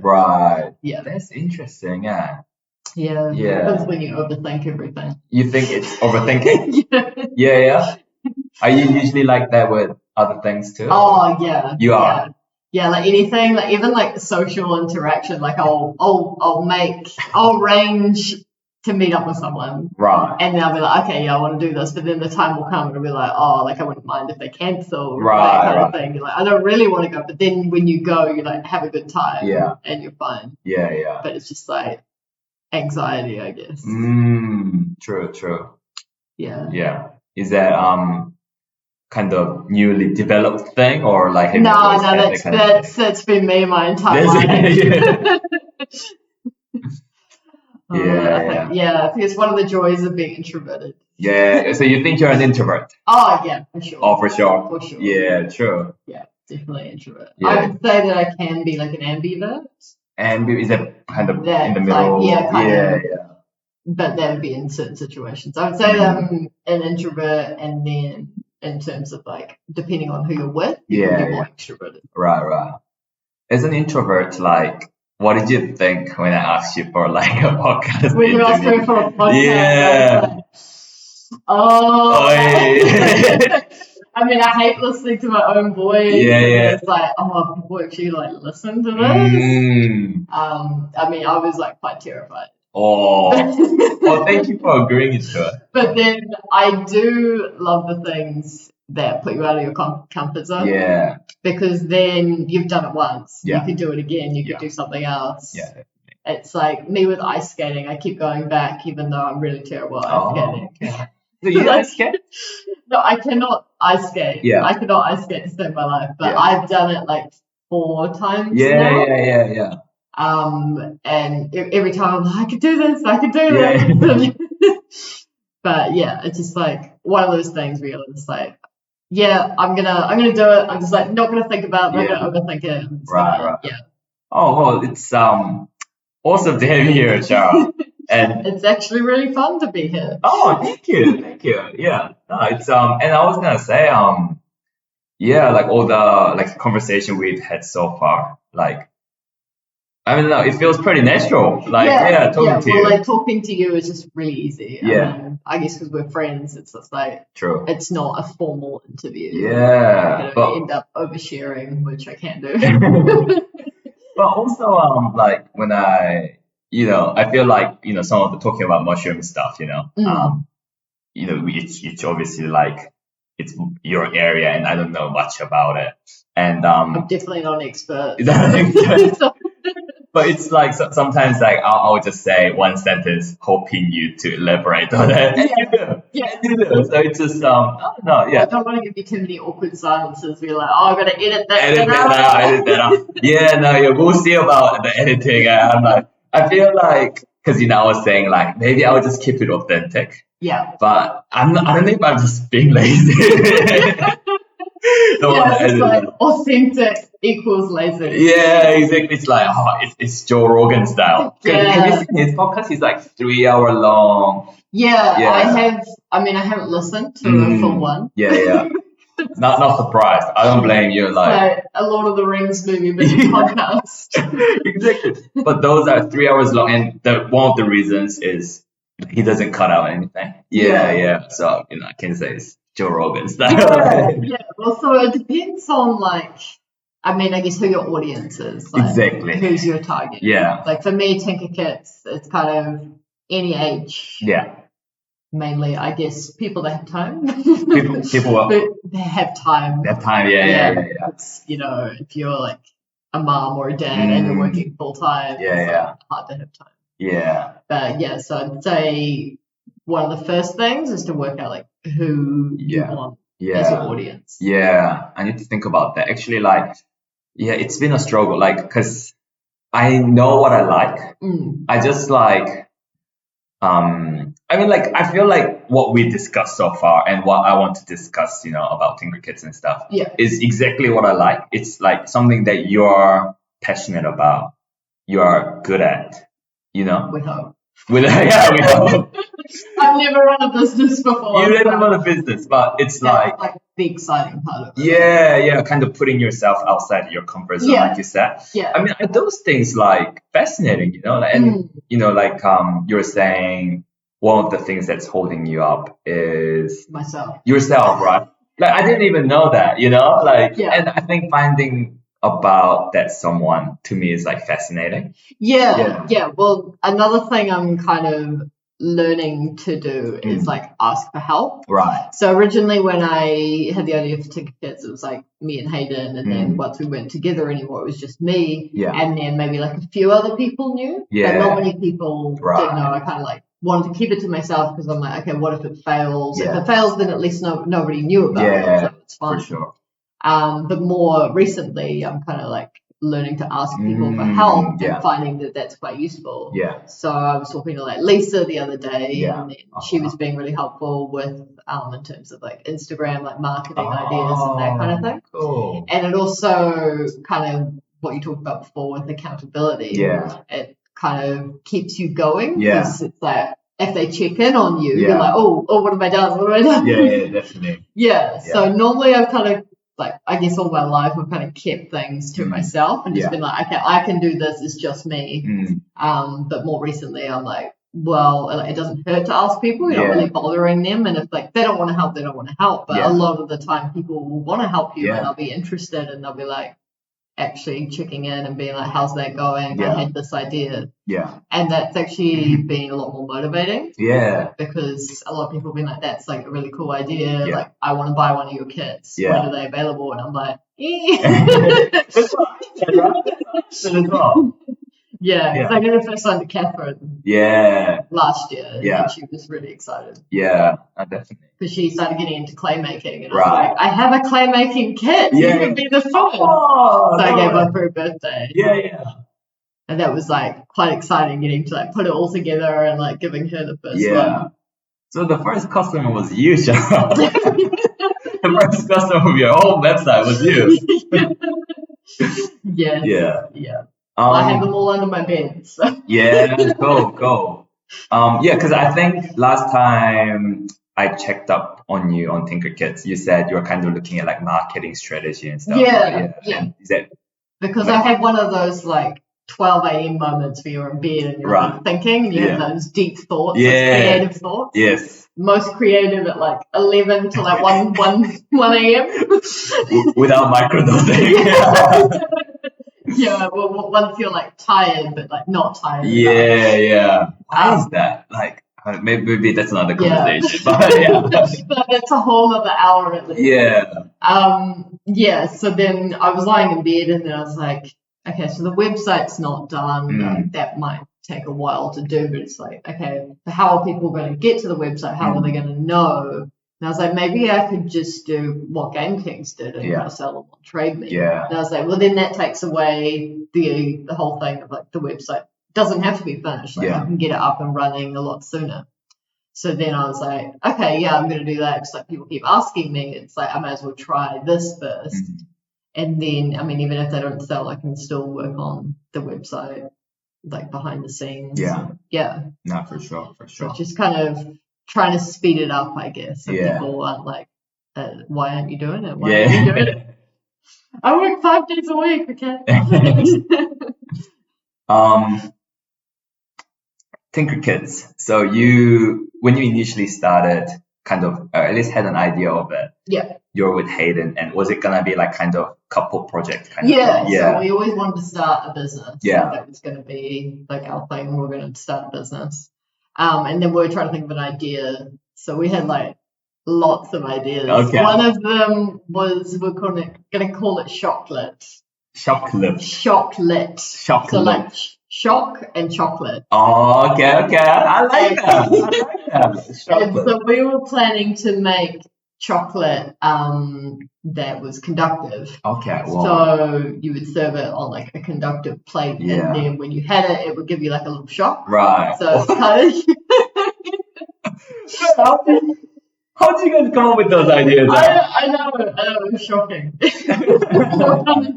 I like what you did there. So this is, I think it came across when we were looking at like gold, like really thin gold that you can get that's conductive. And people use it in food a lot. Okay, yes. And then we were trying to make like a foodie thing because I was like a baker and then Hayden was more electronics. So we're trying to like combine our interests. And so a chocolate was the idea that we were going to have like a little cafe or something where people would come for like the experience. Right. Yeah. What happened to that? It remained as a Trello board. Oh, okay. You guys had a Trello board? Yeah, we had a Trello board with ideas. And we did attempt it. We did attempt to make it. Yeah. But I think it was too thick, the chocolate. Okay. Like you had to make it really thin. Yeah. So then it ended up with like a layer of gold and then like a tiny thin layer of chocolate. Yeah. And that's like not what we wanted. Yeah. So we never kind of went back to refining that. So then we just went back to like lying on the bed and thinking of like new business ideas. Yeah. Oh man. How mad would you be? like tomorrow there's like a chocolate like shop, and you see me working there. You're like, oh, it was easy. Yeah. It's just like booming with lots of people. Yeah, it's just like, I just came up with the idea like one day, like contemplating. Yeah, secretly this is what your podcast is for. Yeah. Just to get business ideas. Exactly. Yeah. We can wrap this up now, like you and I. Yeah, I mean, that I'd be pretty bad. So you guys were like pretty entrepreneur. Really? I don't know if that's a real word, but entrepreneurs. Entrepreneurs, yeah. Businessy, I don't know. I think just because we just want to try like other ways of making money, and then like kind of just get your own ideas out into business. Yeah. It's just like, because there's so many like small businesses, like when you look at Mustache, that started as like a milk and cookie van, basically. Wow, is that right? And now they're like massive, like they're in the South Island at the moment. Wow, yeah. And they've grown like quite a bit. And then there's like Game Kings, which started as a trade me business, which is now the #1 board game place in New Zealand. So it's like all this inspiration around you. You're like, I want to try something like that. Hell yeah. Yeah. I think, because we were together so long and you like learn a lot about each other and you're like, oh, like we both want to try some sort of business. Yeah. Then, you're like, well, why not? May as well. Definitely. By the way, do you need to pee? No. Are you good? I went before. Like, because we've been drinking iced tea. I kind of need to pee. That does. Yeah. Can I quickly run to the bathroom? Yeah. We can keep everything rolling. I'll just edit this part. This part, I'll edit it out for sure. That's when I do the karaoke. Yeah, exactly. Okay, don't spit on my microphone. I'll be right back. I'm back, ladies and gentlemen. I'm back. I had to use a women's bathroom. Well, I didn't have to. Is there no men's one? There probably is around the corner. I didn't want my guests, just sitting and waiting. So it's I was just about to start the karaoke.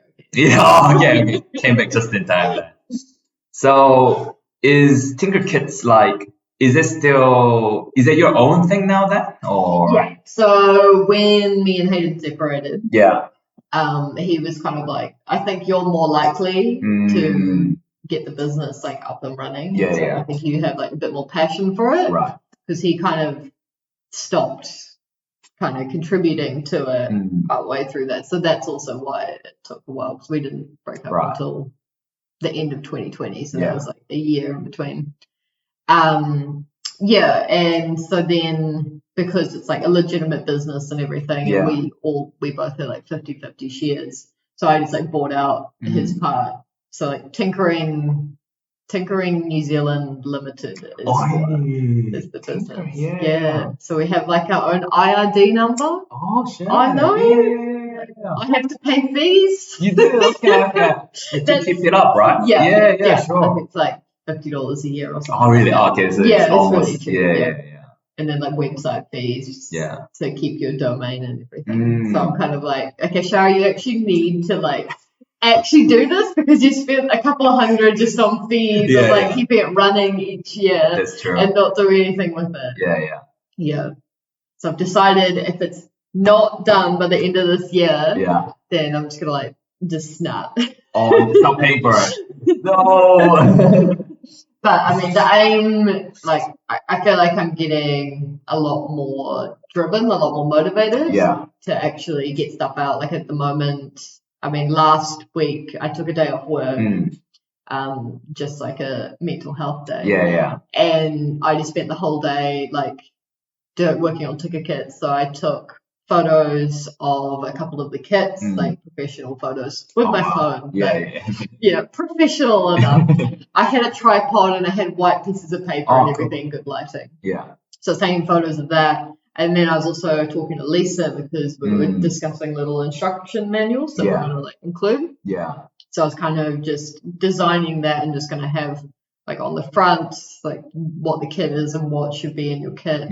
And then on the back, like a picture with different instructions. And then I was talking to another one of my colleagues, Daniel, and he's like, oh, maybe you should have like a little inspiration sheet in there as well. So you can have like what you can make out of it. So you're like, oh, that's cool. I want to make that.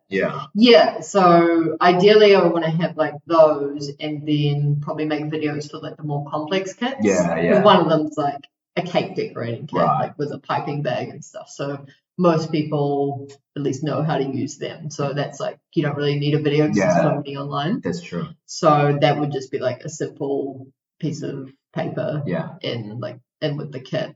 So last week when I took a day off work, I did the photos, and then I was working on designing the instruction manuals. And then I was talking to Lisa about like what kind of paper to print it on, because there's so many like little details that you don't think about. Because I feel like A4 might feel a bit cheap. I don't know. Like regular A4. So there's like special kind of like wax paper, like you can get matte versus gloss. And so I was googling all these different things. It's like how to like print an instruction manual. So there's like all these different things that you don't think about. You're like, okay, you've just got the product, just get it out there. But then you're like, okay, what am I going to put it in? And then what am I going to have with it? And how am I going to tell people how to use it? So it's like all these different things. So that's why I like took a day off work, and I was like, I don't want to be doing work like science stuff today. I want to be working on tinkerkits and kind of help get there a bit further. So it's like those are the kind of little things that I've been working on at the moment. But I have been like actively working on this, whereas before it was kind of like only every few months where it's like, oh, I really want to do this. But then you just kind of, you're like, oh, but what if it doesn't work? Are you enjoying the whole process? So I really enjoyed, learning to make like a business website and like a place where you could like sell stuff, that kind of thing. And then also learning about business, because I never did any business. So it's interesting learning about that, what all the fees mean when I get my emails, and it's like, you owe this amount of money. And then mainly like the excitement, like when I put together one of the kits, like one for Catherine last year, and then I was putting together, like I've got a bunch of 5 kind of almost complete ones with like branding and stuff. Like that was quite exciting, like having it kind of all in one, and you're like, oh, like this is like an actual thing. Like maybe one day you could go online and like people be ordering these. And it's like I made those, and it's like my idea. Do you mean like putting it together, like different bits and pieces? So I ordered a bunch of white boxes. And so they're kind of, I guess, not quite A4, maybe like 25 centimeters square boxes, and they're white. And then many years ago, me and Hayden, so we made the logo for tinkerkits. Oh, nice. And then we got stickers as well. Wow. That's cool. And stickers are like authentic. Like, you know you're legit when you got stickers. It's like a brand, like proper brand. So then I got the white boxes, and then I put a tinkerkit sticker on top of the white box. And then I've got like all the main parts of the kit. So if it's like the cake decorating one, I've got the cake decorating actual kit itself, and then I'm just going to add like the instruction manuals once I get those in like inspiration pieces of paper.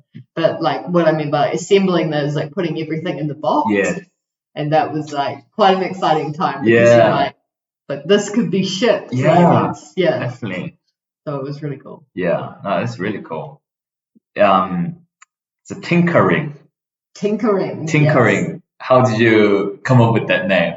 So tinkerkits, I personally love the name. It's a catchy name. It's catchy, So I don't even know how. I think it was because we're coming up with like hobbies. And it's like synonyms of hobbies. What do you do? And it's like hobby kit. And then we're like, okay, well, what are like good names for kind of making? It's like you kind of have like maker kits, and then just kind of came up with like tinkering, and then that's why the email is tinkeringNewZealand@gmail.com, and then the actual business is called Tinkering New Zealand Limited or something. And then for the website, we're like, because I think we were trying to do like a bunch of things. So it was like tinkering was the main company, and then tinkerkits was like the kits part of that company. So it's like you could do other stuff as well. Big vision. Tinker podcast. podcast. Tinkercast. Yeah. That's pretty cool. That is cool. Tinkercast. Yeah. Tinkercast Okay. is quite cool. Yeah. We talk to people about stuff they're tinkering with. Yeah. So then Tinkerkits was just like, from that, it was just one of those, when you're doing an essay and you're looking for synonyms. And Thesaurus. You get out the thesaurus. Yeah. Okay. Yeah. So then and then we're like, oh yeah, that's a perfect name. Yeah. That is cool. I am looking for a name for my podcast. So you're like, Tinkercast it is. Tinkercast.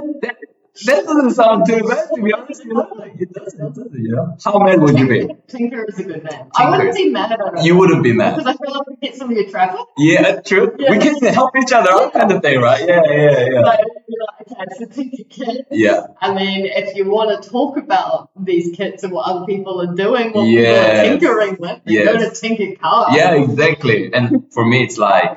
And then we can share fees on Tinkering Limited. We could.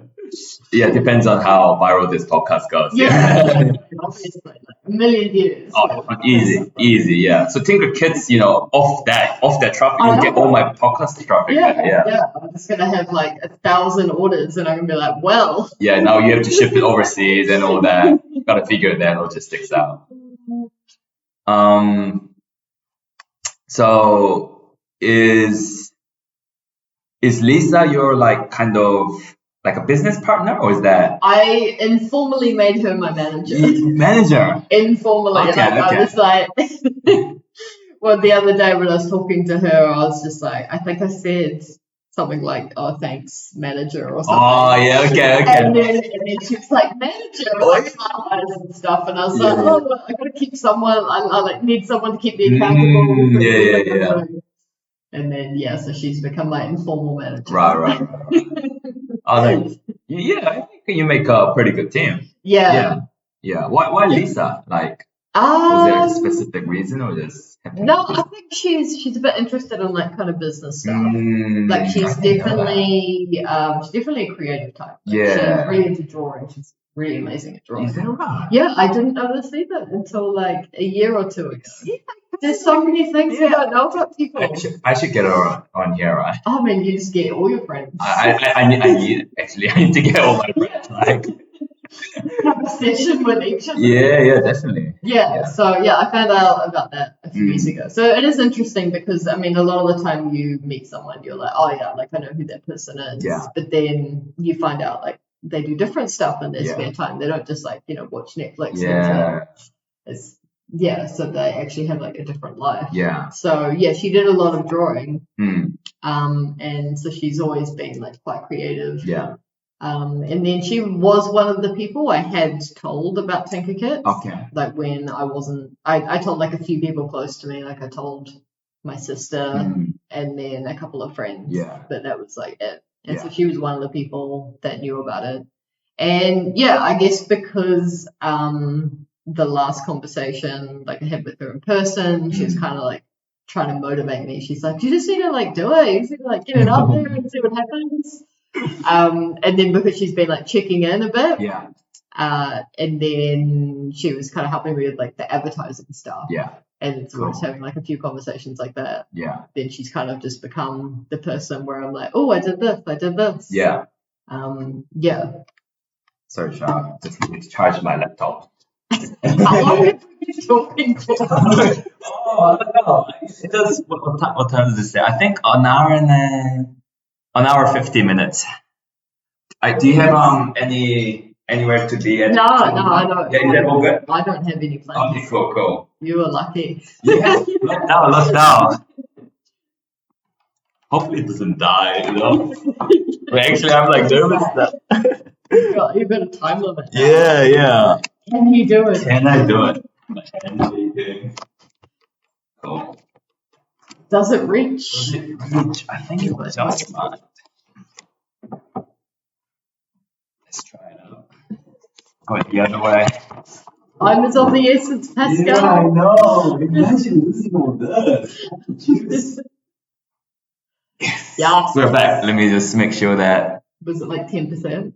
Yeah, it was like when the laptops like the screen brightness like goes down. Yeah. And then it's on like a power saving mode or something. Yeah, So I probably had like you have 10 seconds to plug it up. yeah, exactly. So but we're good. Oh, nice. Cool. Yeah, I didn't know Lisa was into like business and kind of. Yeah, she's definitely got a creative aspect. Yeah. And I think now that she's got her baby, she's got a lot. Well, she doesn't have like a lot more time because she's obviously with baby. Yeah. But she doesn't have the kind of like 9 to 5 Yeah. hours. So she's like available kind of throughout the day. Yeah. As opposed to most people, which are available early morning or night. Like it's like if I come up with like a random idea in the middle of the day, I can just be like, I'm gonna send you a message. Yeah. Then she'll reply when she has time. Yeah. But yeah, no, I definitely think she's quite creative. Yeah. So drawing's really good. She does like realistic drawing. Oh, so people and eyes. And, yeah. Yeah. With people and she does eyes like just by themselves. Like just eyes. Yeah, which is always really hard to draw. Right. She does like normal portraits and everything. It's not like people without eyes. Yeah. So abstract. Abstract drawing. So people with their eyes removed. Yeah. It's a horror cast. It's a horror. Yeah, tinker horror. Yeah. Tinkerkits, like how did you come up with the logo and stuff? So I guess tinkering, so it's a cog. So when you think of tinkering, you think of like metal or like tinker workshop. Yeah, true. And so like that's where the cog came from. And it's kind of supposed to be like a play thing as opposed to like a serious thing. So that's why the colors are kind of like playful colors. Yeah, definitely get that vibe. Yeah, so the cog's like not super detailed, it's kind of like quite basic. Cool. And then so it's supposed to just be like a bit playful because it's like you want to play with these things as opposed to like this is a very serious thing, you have to do it properly. Yeah. So you drew it yourself? Yeah, so Hayden did the cog and then I did the final text for it. But so we just did it on Inkscape. Yeah. Cool. Very good program. Yeah, you like Inkscape? Upgraded Paint. Upgraded Paint. Yeah. Oh, so Inkscape over Paint. Yeah, so there's Paint, which you have like in the early 2000s. Yeah, I mean, which I still use. You still use Paint? Yeah. I mean, like not like day to day or whatever. But, but it's like if I think of that category, I mean, quick. How would you even put that category? Like quick, image processing, whatever. Yeah, when you're trying to like do something to an image really quickly. Just really quickly, like Paint is the first thing that I kind of search up. Okay. See, I learned Inkscape because I used it in my thesis because I do like scientific cartoon drawing. Like the schematics and everything. Oh, no way. Yeah. So that was another avenue. I was like, maybe I could, get money from this. Yeah. Wow. But there's a lot of people that do scientific drawings. Oh, okay. And there's also like websites where you can go where you can like import like the graphics. Yeah. So like I could make some like pretty decent scientific like graphics for like methods. Yeah. So whenever I'm doing like a method, I always make like professional Inkscape drawing for it. Okay. And then so that was like another potential business. I think everything I'm just like, oh, this could be a potential business idea. Yeah. So Inkscape is like, I would say the upgraded Paint. Yeah. No, so fair there's enough. like a lot more you can do. Yeah. But if you're doing something quick, then you don't really need it. Yeah. That's more for like drawing diagrams and schematics and I find it really useful. Yeah. No, so you did it was the logo on Inkscape too, and as well as the like writing of Tinkerkits. Yeah. Is that so the logo is the writing is it's not a font then. It's a design. It's a Oh, that's so cool. it's like was a font, but it's been changed. Oh, okay. So Yeah. An alternative font. Yeah, and that's some So like a font. Times New Roman. Yeah. So fonts that you kind of designed it yourself, right? Yeah. So we chose like a font, and then we're like, okay, well, we'll change it up a bit. Yeah. Because in I was gonna say tinkerkits and Inkscape. Yeah. You can Tinkerkits. tinkering takes over. Yeah. I think I could be an early investor, you know? We were discussing investment. Oh, okay. With Lisa, you mean? Or No, you're like, we were exactly. Yeah, the earlier, right? Yeah, exactly. Yeah. Yeah, so in Inkscape you can double click on something and it will turn it into a path. Yeah. As opposed to an object, so then you can manipulate the different points of that. So if it's like a T, for example, the T like cut out one side of the T. Yeah, so it's like you can make your own fonts, which is cool. Yeah. Oh no, that's really cool. Yeah. Kind of like getting ideas for my own podcast, you know, like. So you're like, oh, what's my brand? Yeah, it's like. I'm interested to see what you're gonna be called. Yeah, I know, right? I think it'll be based on what you decide to make your target. Because I sent you. If you're gonna like interview like everyone in the world, yeah, like come to my podcast. Yeah, exactly. Like, or if you're gonna like have a specific group of people. Yeah. Or if you'll start off general and then kind of move into people that is like working on something specific. Yeah. It's I mean, yeah, you must know this. It's kind of like struggle because because I want to talk. I kind of want to talk to everyone, kind of thing. Yeah, but because you love learning about people. Yeah, like you said, like I didn't know Lisa was into art. It would be mean to ask her questions around that too. Yeah. And the downside of that is that like it becomes way too general and it might not attract traffic. Yeah. Like I'm kind of wondering, do people want to listen to a general conversation, or do they want to like learn something? Exactly. If I had a podcast on like, I don't know, these days I've been kind of looking into mechanical keyboards. Oh yeah. If I had a podcast on mechanical keyboards, I feel like all those, keyboard nerds will listen to the podcast. But even if I was interviewing the same person on mechanical keyboards, but the podcast itself is about all these other ones that's like more broad subject. Yeah. Then, I feel like the chance of attracting that traffic is much harder. But at this, I don't know, but different part of me thinks, maybe I shouldn't even worry about traffic.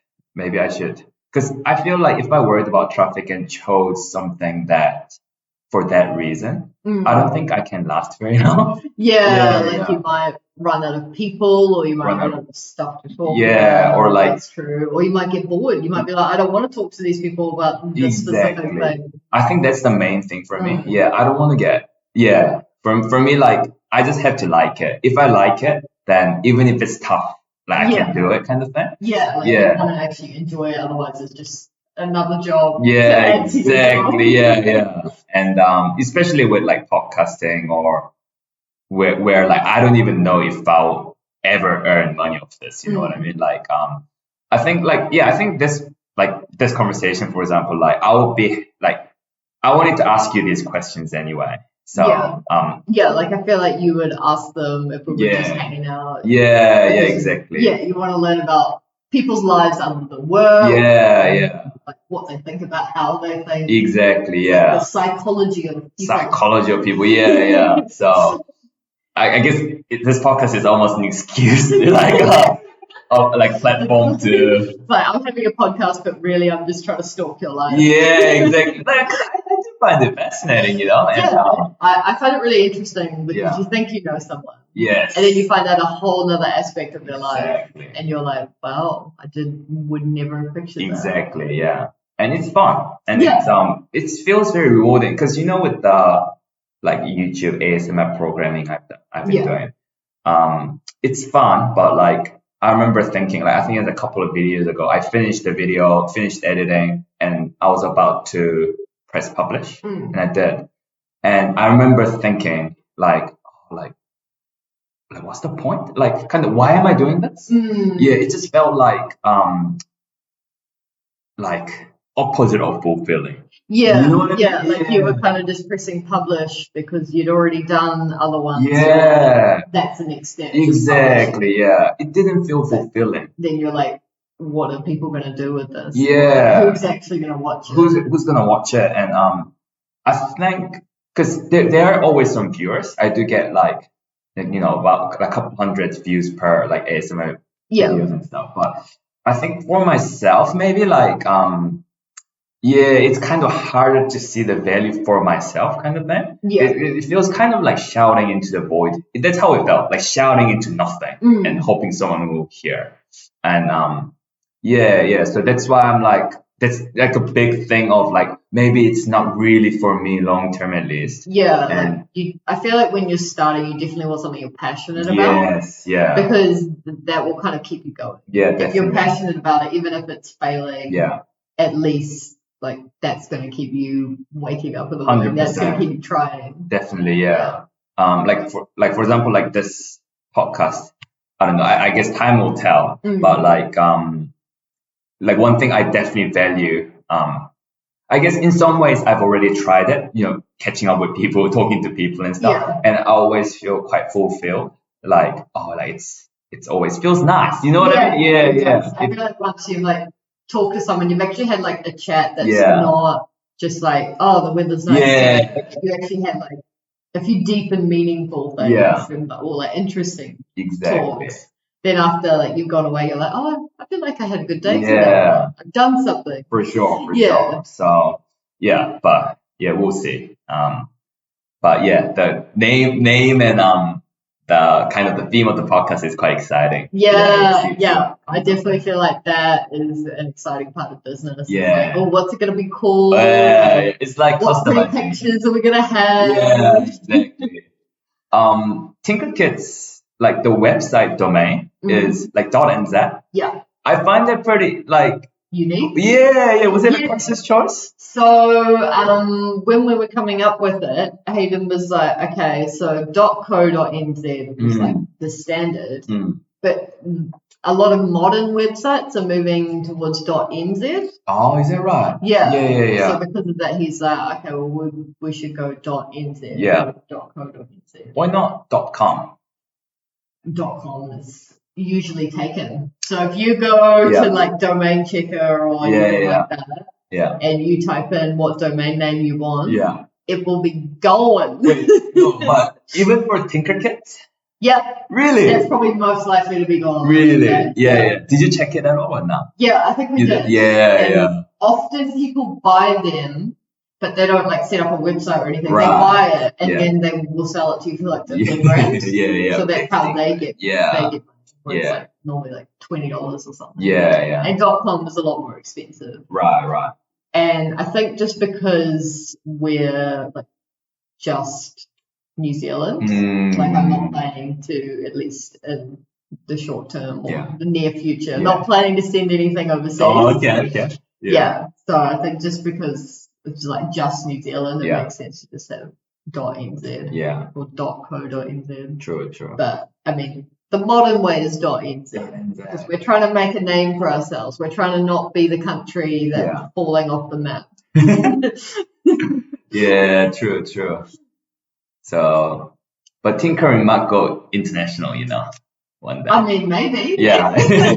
Tinkering International Limited. Maybe like another 20 years. Cool. So what else? Yeah, that's right. On tinkerkits, already there are quite a few hobby kits. Yeah.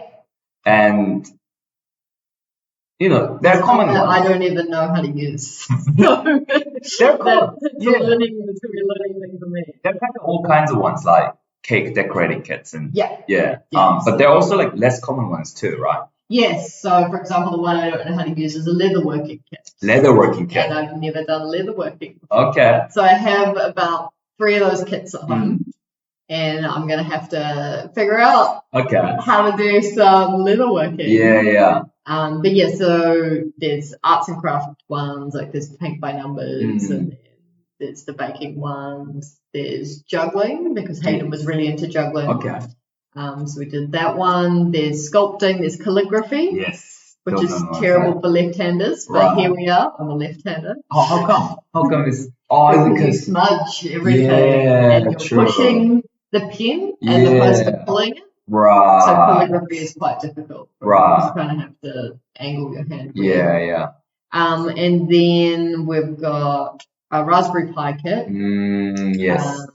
Which I'm also not confident with. Right. We have an Arduino, which I do know a bit about. Yeah. But that's like a whole bunch of different sensors as well. So it's kind of just like a bunch of different ones. There's a jewelry making kit. Yes.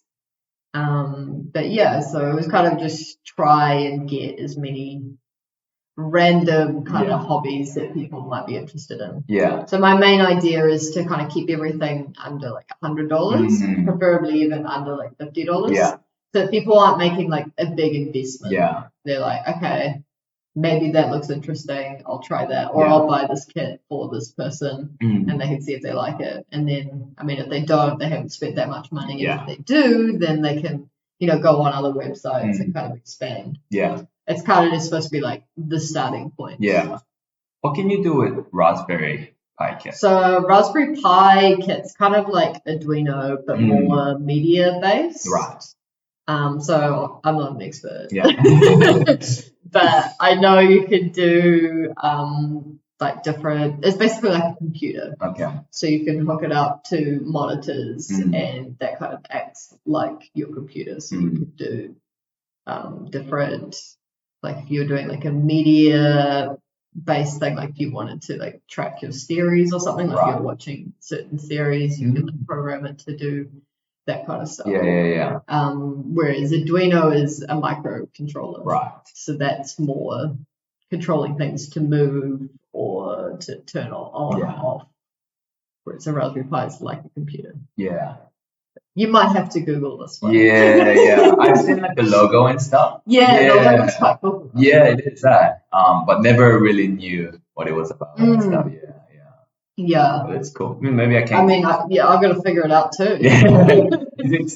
So that you can write instructions and stuff. Yeah. So the plan, I mean, I lose one of all my kits because I have to open them for photos and everything. Yeah, true. But then, so I've got to like actually, because if I don't know how to use them, then I shouldn't be selling them. But I feel like I've got to actually use it and be like, okay, this is good. Right. Make sure like it's good enough quality. Yeah, that's true. Because if I don't want to use it, then why would anyone else? Yeah. So for like leatherworking, it's like a whole bunch of different stuff, and I'm like, I have to figure this out. What's leatherworking? So you get like leather, and then basically you have to like tie it together in certain ways, and I'm still figuring this out. I'll stay tuned. Stay tuned for that. Then you're obviously getting an update on that. It's like a giant box of all these different tools. So I'm like, okay. That could be I mean, if you're doing it anyway, like could be a good idea for YouTube, right?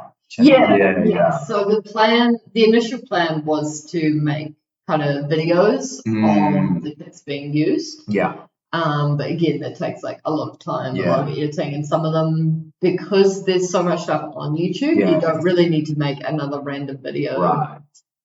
Where people can just go online, especially for like easy ones like painting and the cake decorating one. Like there's like 50,000 videos. Probably more than like maybe 1 million probably actually. So I feel like for those ones you don't really need videos. But maybe things like the leatherworking and the Arduino, because it's like a lot of different pieces. Even just having like a video of what everything looks like. True. And then just like attaching it to like a breadboard or something. What about juggling? Would you make a video for that? I mean, I can juggle. You can juggle? I can. Oh, I'm not great. I can juggle and I can do a couple of tricks. Okay. I can only do 3. Right. Can't do any more than that. So, I mean, I could make a video. But again, there's a lot of juggling videos. I don't know. Do people want to see me just like failing? No, maybe it's good to have it all in one place. If you're getting a kit from there, you can reliably go to that channel. So I think that would be like a near future thing, because I don't want to put like heaps of investment into something that like people are like, oh no, there's no point. Because then I've like made all these videos, done all the edits, done the website, done like everything to perfection, and then like nothing works. So I feel like I'm gonna start with the beginner kits, like the easier ones. So I think I'll like 5 or 6 of those, and then to see if there's like any interest at all. And then kind of move on from there, because eventually I'll have to, like, if they are popular, I have to get like bulk sets, like a lot of bulk buy things. Do you kind of keep thinking about like ideas for kits and stuff like that? So I always ask people, I'm like, oh, like what kind of stuff would you want to see in hobby kits? So is there anything you want to see, Pascal? I have a couple of suggestions. Let's go. Well, I came prepared. So first thing is fungi growing kit. What do you think about that? Okay. What do you think about that? The main thing, a lot of people suggest stuff. And they'll suggest things that are already branded. So there are a couple of like fungi growing kits, like oyster mushroom kits, are like quite popular online. And one thing you do have to be careful about is because it's like live, you don't want mold, because people are going to be eating it. So it's like if you have like any kind of mold or anything in your products, then you have the risk of like getting someone sick. Worse. Get sued. Well, I don't know if we do it in New Zealand, but whoever just get slanderous comments. But there could be like a marketing strategy, you know. Get on the news like Tinkering Limited sued for $2 million. Well, it could be like microdosing with mold. Could be. Could be. Could be, right? So a lot of people, they're like, oh, you should try this, Like one person, one of my colleagues, they were like, oh, why don't you try the sequencing kits? Because you know how you can get 23andMe? Have you heard of that? Nah. Or there's other brands. But basically you spit the tube and you send it to, there's one in Australia, and you get your DNA sequence. Cool. And so it'll tell you your ancestry. Like a lot of people use it for ancestry, but I think you can also use it for how you're going to die. Right. In terms of like any genetic defects. Or you might pass on to your kids, that kind of thing. So that was quite popular. And so is, because sequencing is massive. But then they were like, you should try this, and I'm like, well, it's branded. Like, I don't want to do anything that's branded, because if I have to like buy those kits, then obviously I'm gonna have to sell them more. Because otherwise I'm just like passing it on. And then it's like they may as well get it from the source. But that's what Game Kings did, right? So they bought stuff from overseas, and then, but I guess because you're kind of getting like the authenticness of New Zealand. So it's like if you're buying from a New Zealand company, then you know that it's going to be like, okay, if anything's not okay with the product, then you go to that company. Like you can directly go to them. Whereas if you get from like, I don't know, Amazon or something, maybe not Amazon, but like somewhere overseas, and then it's a lot harder if something's wrong. It's a lot harder to actually get them to talk to you and get it fixed. So for me, I don't want anything that's like branded. I want to make like my own stuff, so more generic stuff. So mushroom growing kits could be a thing. The main thing I just worry about is just mold. Like I would want to talk to a person that already grows mushrooms. You can get them in for your podcast. I could. Do you know anyone? I did actually. I worked at Landcare. There was a guy who was actually making his own business with mushroom growing. He's probably got some couple of magic ones there, right? Like his collection, surely. Maybe that's it. Maybe that's my niche right there. But it's like a secret niche. So you're just talking to people, and then you just throw in like magic mushrooms. We need like code words and it's like subliminal messaging. Is it illegal? Magic mushrooms. Yes. Well, like so it's like marijuana. You can't like actively grow. But if people don't know, that's like if you're growing a mushroom, it might look completely harmless. Whereas marijuana, looks like marijuana. Yeah. You know what it looks like. I have another suggestion. Yeah. Mechanical keyboard building kit. What do you think about that? Mechanical. So when you have all the different keys, all the different types. So your blue keys versus your brown keys. Yeah. So I guess maybe different. There could be different approaches, but like I've been looking into mechanical keyboards, right? Yeah. And low key, I've been kind of confused what I really need and what's kind of like next level stuff. So because some people like lube switches and stuff. Have you seen those? Yeah. Yeah. So there are like different types of molding, right? So and some people like put like foams in their keyboard. Foam like between the gaps. Yeah, or like so those like I don't know what they're called, but if you open up like teddy bear or something, yeah, like the stuffing. Yeah, it's stuffing. They put it in their keyboard. Oh, yeah, I think is that too quiet? So it's quiet. I think it's something to do with sound. Yeah. Some people say it doesn't do anything. Some people say it does do something. It's very subtle differences anyway. Yeah, but and some people do that as part of the molding. And some people put like tape over things as well. Tape. Yeah, sticky tape over the keys. Over the key. It's all on the where the switches go. Like yeah. So like underneath. Underneath that, so yes. What does the tape do? I don't know what the tape does. Like make like a sticky sound. it sticks. So yeah. Like, I mean, it's all to do with the sound of the keyboard and the feel of the keyboard when it gets pressed, right? But I don't specifically know what the tapes do. But yeah, like I've been doing some research and like people are big on that. I like, those tapes, different stuffing in the keyboard. Oh, that's interesting. Yeah. I wonder if it is like a sound thing because I know people love the sound of mechanical keyboards. Yeah, like definitely. That clicky sound. Yeah. So it'd be interesting to see like what the stuffing is. Exactly. So like when your girlfriend's asleep in the bed, you're up late playing games. Yeah. It could be it. But yeah, all those kind of things, and it kind of made me think like, I actually don't know what I really need. And I actually made a couple of like mechanical keyboard friends online, and they said these days a lot of switches can come lubed. And the factory switches, factory looped switches are good enough. Yeah. So if I'm not serious about it, I probably wouldn't know the difference. Yeah. So all I really need is like the keyboard itself, like just a bare bone. Yeah. And then switches and keycaps. Yeah.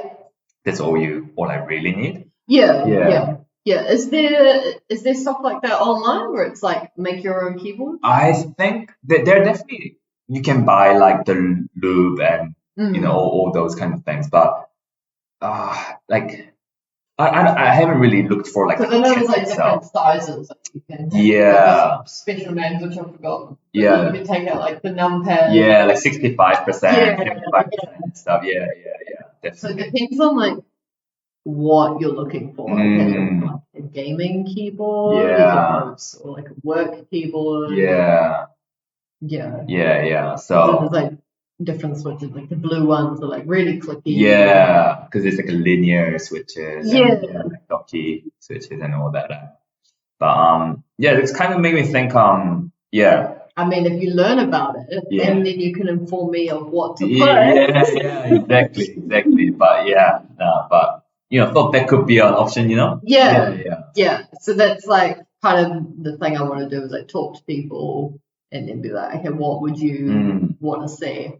But that would probably be more like if the basic ones can sell. And I know at least people are interested. Might not be heaps of people, but some people. Then I can be like, okay, well, those people that are interested in like the current kits, what other stuff would they want to see? Yeah, true. It would be an interesting one, mechanical keycaps. Yeah. Could be. There's like a whole community on YouTube. Yeah. The keycaps. You can get really cool keycaps. Do you think like you can work on like tinkerkits or like tinkering or any kind of your own projects like full time? Full time? Yeah. Like quit my day job? Yeah, quit your day job. Say like tinkerkits go viral, right? Yeah. When it goes viral, like would you ever go full time? Exactly. The positivity. I think I could. You could, yeah. Yeah, I definitely think I could. I'd obviously have to get like employees. Yeah. Because I know I would start off like me doing it all by myself. I'd be like, no, I could do it. But if it was too big, then I just, I'd have to get people. Yeah, I don't know. It'd be interesting. Yeah. Because like I like science, I like building science. So I don't know if I'd like start incorporating science into tinkerkits as well. Yeah. Like, here is a grow your own bacteria at home kit. I mean, yeah, I kind of already do that. I mean, I've got a microscope at home. Okay. And I mean, I've got agar plates and all that. Yeah. We did it in science, right? Like, did you do it in science? Yeah. What did you grow? Oh, like just I think we had like cells and stuff. No, we remember doing like we had a swab and then we just did it on like shoes or like something dirty. Yeah. You know what I mean? Yeah, like bacteria or something. I did that a lot over lockdown. Oh, did you? Yeah. So one of my projects over lockdown, because I was tired of getting multiple organisms growing at one plant. Right. I kind of wanted a pure culture, which you only get like in labs. Mm. So I would go out to the forest and get like a leaf and cut off a small section of leaf and just put that on a petri dish. Yeah. And then that would normally grow one. It would be fungus normally. That would take over. So they grow one thing. And then my idea from that, I wanted to see if I could preserve fungi in resin. So I bought some resin. Yeah. And then poured that into the petri dish. Yeah. And then so I made like coasters. Okay. With fungi growing on them. Yeah. You can. Business idea right there. I went through so many prototypes of that. Yeah. What do you reckon? This sounds like a cool product. Yeah. So actually that idea came from one of my ex-colleagues. He did his master's before me. He was working as a technician while I was working on my master's. And he wanted to know if you could not make like coasters, but you could preserve something like alive in resin. Yeah. And he said, oh, you make stuff. I'm going to buy some resin and send it to your house. Right. Can you do this for me? Yeah. And so, that's what I was trying to do. Cool. Yeah.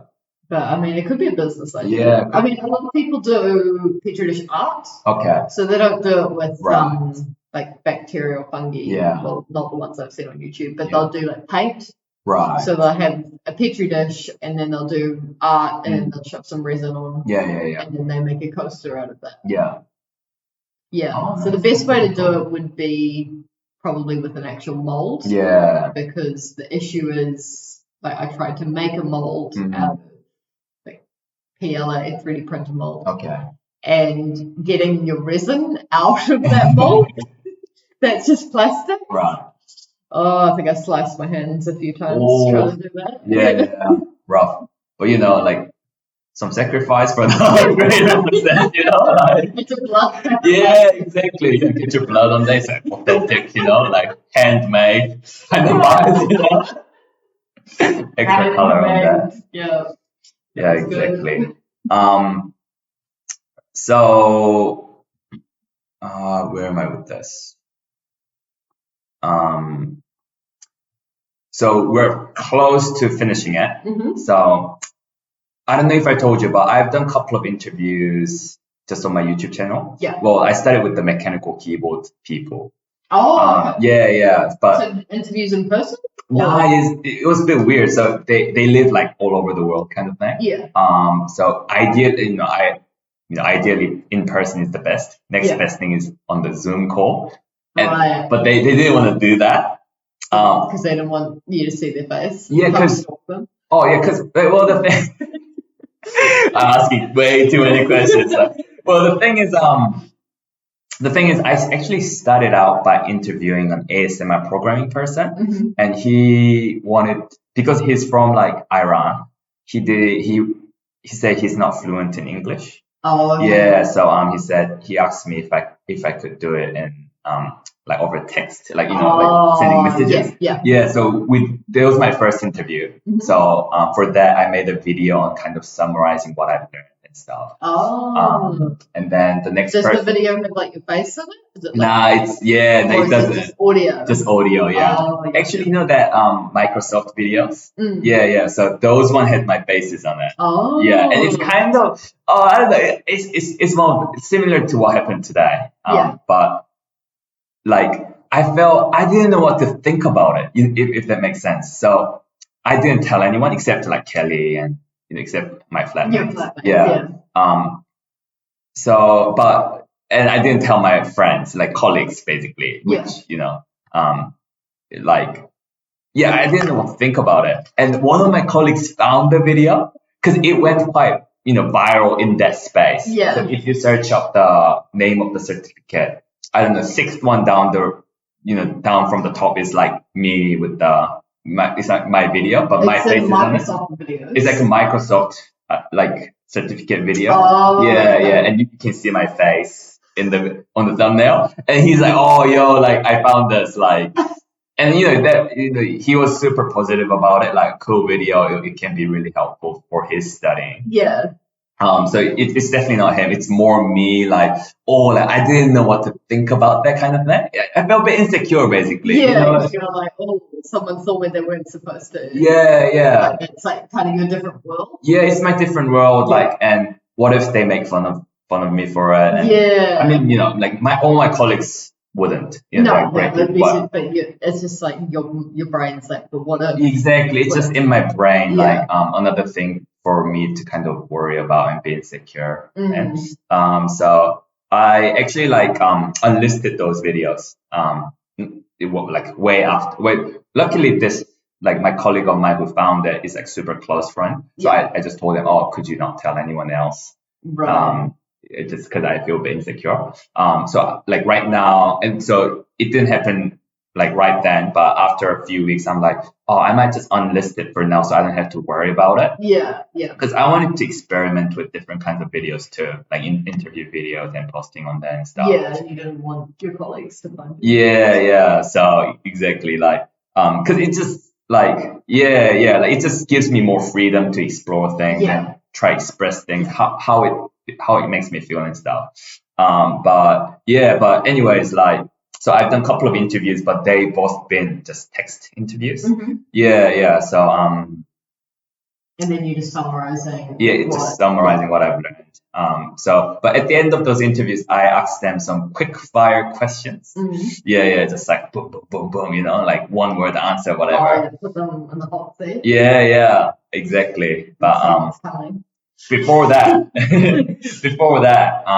what's next for Tinkerkits? So it's not fully live yet. Mm. Do you have a time period or when the audience can expect it? Your massive audience. Yeah. What needs to be done? Exactly. What needs to be done? And okay, so the next step is finish the instruction manuals. Cool. And then I've got to finish off taking photos of all the products. And then I want to order some lollies of some sort with the Tinkerkits brand on it to add to the kits. Yeah. And that should be it for the basic kits. So then I'm hoping to actually put them online somewhere and see how they go. Cool. I'm hoping by halfway through this year that'll be done. Yeah. But couple months. Yeah. I'm hoping around the April, May. Okay. Yeah. That's the kind of goal that I'm setting myself. Yeah. Can I do it by then? Yeah. Let's depends how many podcasts I have to do. Yeah, that's true. Yeah, you might just get invited but never really get released while you get interviewed though. Well, you kind of have to release it now, otherwise you can't release this interview, right? Yeah. I mean, otherwise you stop. Yeah, exactly. I already need people to interview, Yeah, exactly. Well, thanks, Shara, and we can end this episode with some quick fire questions. Oh, quick fire. Are you ready? So it's super quick, boom, boom, bada boom, bada bang. I'm nervous already. You should be. It's If there are any like geography-based questions or history, I'm just walking out. Yeah, what's the capital city of Belgium or something? What is the capital city of Belgium, Shara? I feel like I know, but I can't. I don't know what it is now, like, because I feel nervous, like saying that. I know Japan. What's the capital city of Japan? Tokyo. Tokyo. I know New Zealand. Oi, Auckland, right? Cool. It acts like it. Yeah. Okay. Question number 1. I'm like sweating right now. Okay, quick fire questions. Here we go. Favorite hobby you have tried so far? Out of the tinkerkits ones? Just in general. In general. Hula hooping. Hula hooping. You still do it, right? Yeah. Yeah. Is it part of your workout? I've made videos. Oh. I've made like a progress video. Oh, on YouTube? No. Oh, okay. It's on Adobe Premiere Pro. Oh, right. Just sitting on my PC. Yeah. So I've made from when I started to like a week ago. Right. True. Are you gonna is it gonna be a product in the end? As in, am I gonna like post it? Yeah. Or okay. I don't know. Okay. I send it to friends and stuff. Right. Maybe if I do like a video of like a kind of routine, like a dancey routine. True. At the moment, it's just like tricks and stuff. True. So maybe if I finish with like something good, yeah. because the start is just like me absolutely failing. Yeah, that's cool though. That's probably, that's the one where, I feel good because I'm exercising. Yeah. And then it was my lockdown thing to try and get outside. Yes. And it's kind of something that I've been able to see, like, me get better at. So I've been able to see the growth. Yeah. Because I've been recording, like, I take my phone with me and record, every session basically. Yeah, cool. Because I've been recording each, I can actually see the growth. Yeah. And it's quite cool because I haven't done that with any other hobbies. Yeah, true. So, a few, I'll always take a photo of like the end product. Yeah. For sure. Like baking, I'll take a photo of like the end product. Yeah, true. But I never take a photo of the progress. Yeah. So that's probably been my favorite. Yeah, cool. Off the top of my head. Yeah. So I'm ruining the spirit of quick fire questions. Yeah. Favorite Taylor Swift song? All Too Well. Okay. I don't know that one. Which album is that of? It's on Red. Red. Oh, the 10-minute All Too Well. 10-minute one? Yeah, she remade it. Okay. So first it was like 3 minutes. Right. And then her new, because you know how she's going back and remaking her album? Yeah, I saw that. Yeah. So when she remade Red, she did a 10-minute All Too Well. And there's also a music video. Okay, 10 minutes. Has Dylan O'Brien in it. Dylan O'Brien? The guy from The Maze Runner. Okay. And Sadie, someone from the red-haired girl from Stranger Things. Okay. It's got them on her music video. Okay, All Too Well? Yeah, I just like the lyrics. Cool. Very powerful song. Yeah. It also became my 10-minute hula hooping video. Oh, yo. So I was like, I knew that was 10 minutes. Yeah. Like, oh, yeah. That's a long song. Yeah. 10 minutes. Yeah. Yeah, okay. You should listen to it. I will. Favorite movie then? Favorite movie? Probably Lion King. Oh, okay. Lion King or Aristocats. Yeah. I'm a big Disney fan. Favorite series? Oh, favorite series. Can I say like Game of Thrones up to season 4? You can say that. Favorite fungus? Oh, favorite fungus. Probably Amanita muscaria, which is the fly trap one, which is super deadly poisonous. Right. And it's the classic red and white spot mushroom. Okay. Fly trap one, isn't it? Yeah, it's called fly trap agaric. Okay. So it attracts flies. So I saw one for the first time last year in the forest. Yeah. And it was probably like one of the most exciting times. Oh, nice. So I was like, photo. Yeah. I've never seen one in real life. Yeah. And it was like about 25 centimeters. Okay. The whole cap. That's pretty big, right? Yeah. It's a cool fungus. Either that one or Enteloma, the blue one from the $50 bill. Oh. So that one's really cool. Oh, is there a mushroom on that $50 bill? Yeah. Okay. Yeah. Do you have I do have the $50 bill. I'm going to show you. Good that we have a video recording. Yeah. This is the whole purpose of the video. Oh, for I know, my phone could be That's dead. why you might have to show the camera. Yes, I will do that.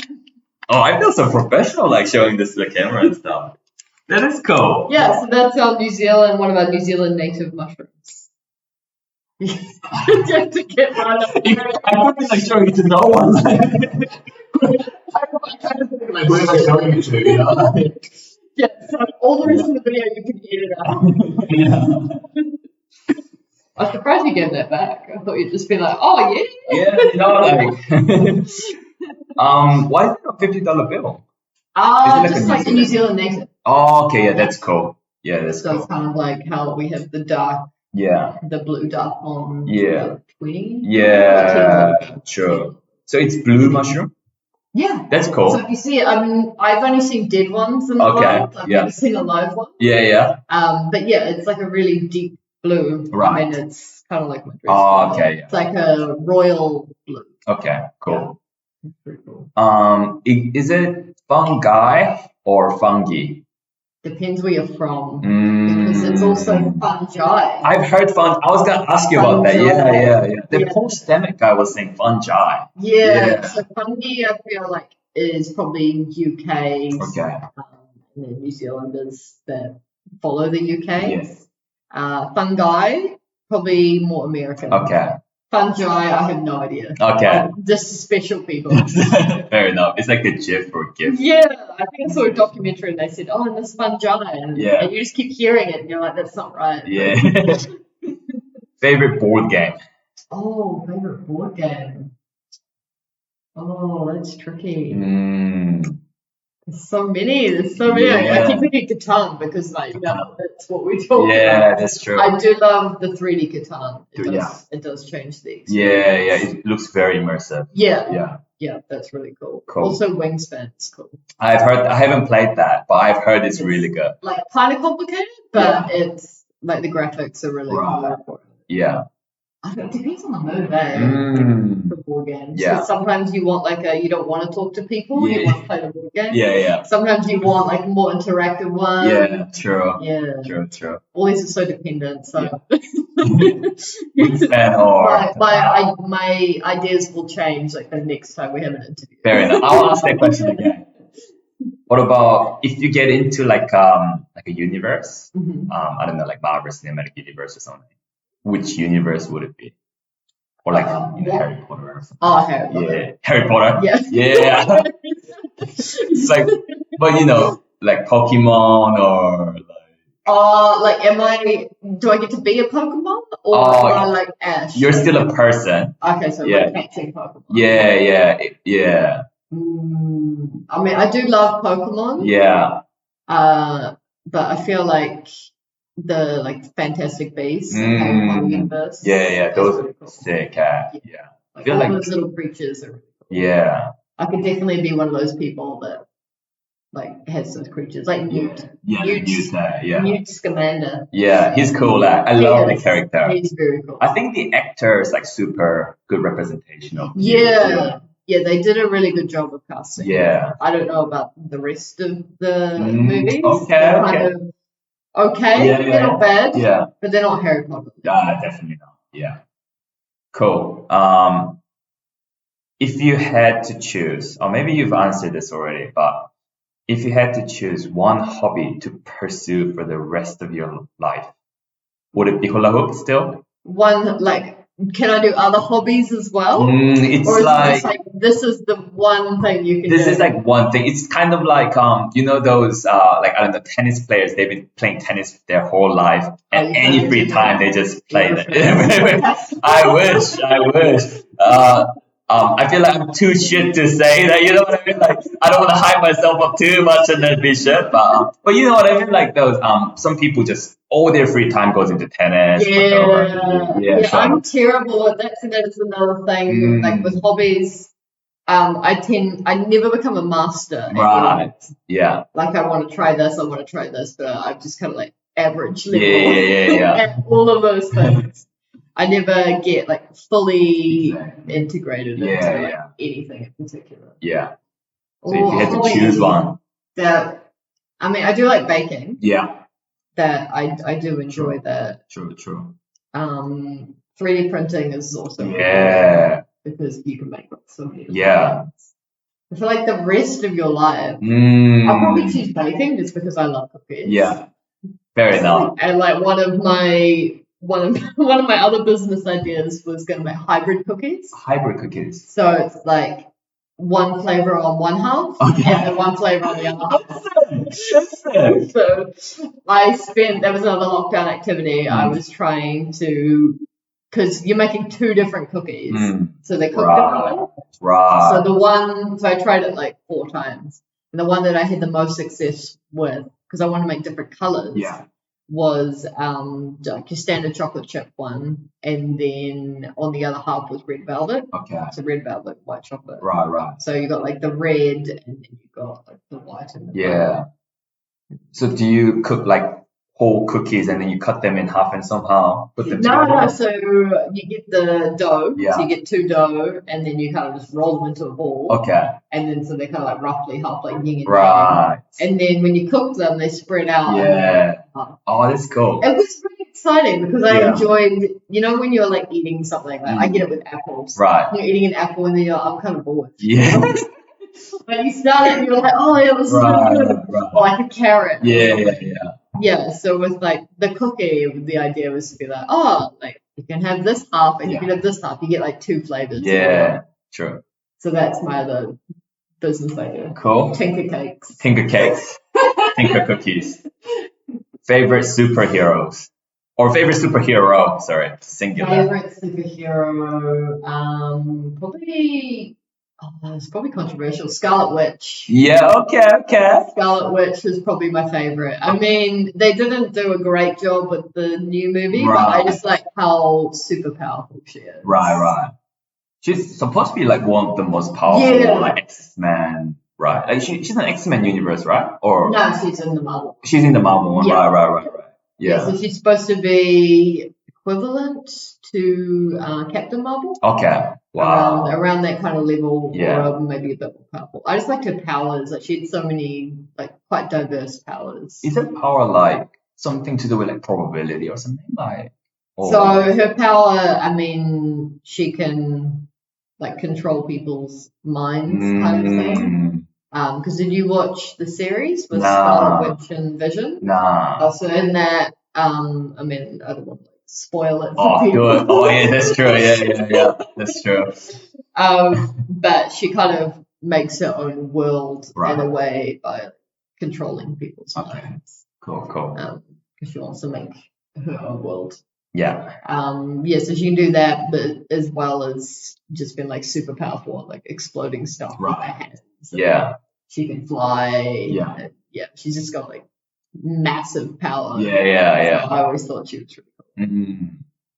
Sweet. Last question. Give me one mushroom fact, please. One mushroom fact? Yes. So anything about mushrooms? Anything about mushrooms. So mushrooms in particular or fungi? Oh, maybe fungi, I wrote mushroom. Let's make it fungi. So one of my favorite ones is that you can get bioluminescent fungi. Glow in the dark kind of thing. So you can actually get mushrooms, mainly belonging to the Armillaria family. And so when they grow, they kind of grow like plant roots. So they look like plant roots, and they're like really hard and kind of scary looking. You can imagine like a Halloween mushroom. That's kind of what they look like. And so they glow, and they glow to attract insects.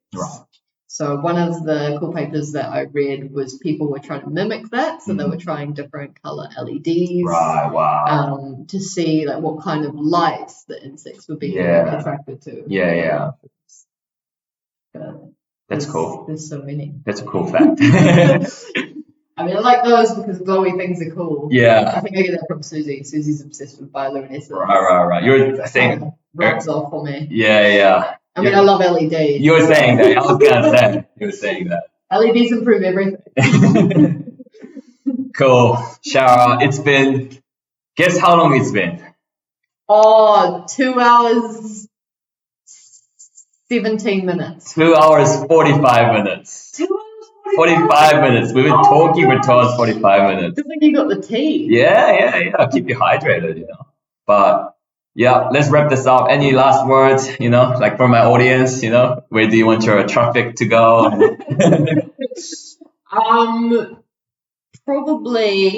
Probably my traffic.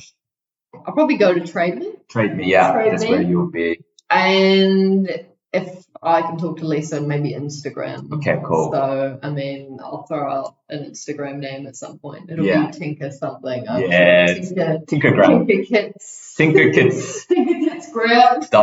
Tinkergram. Yeah. Good work.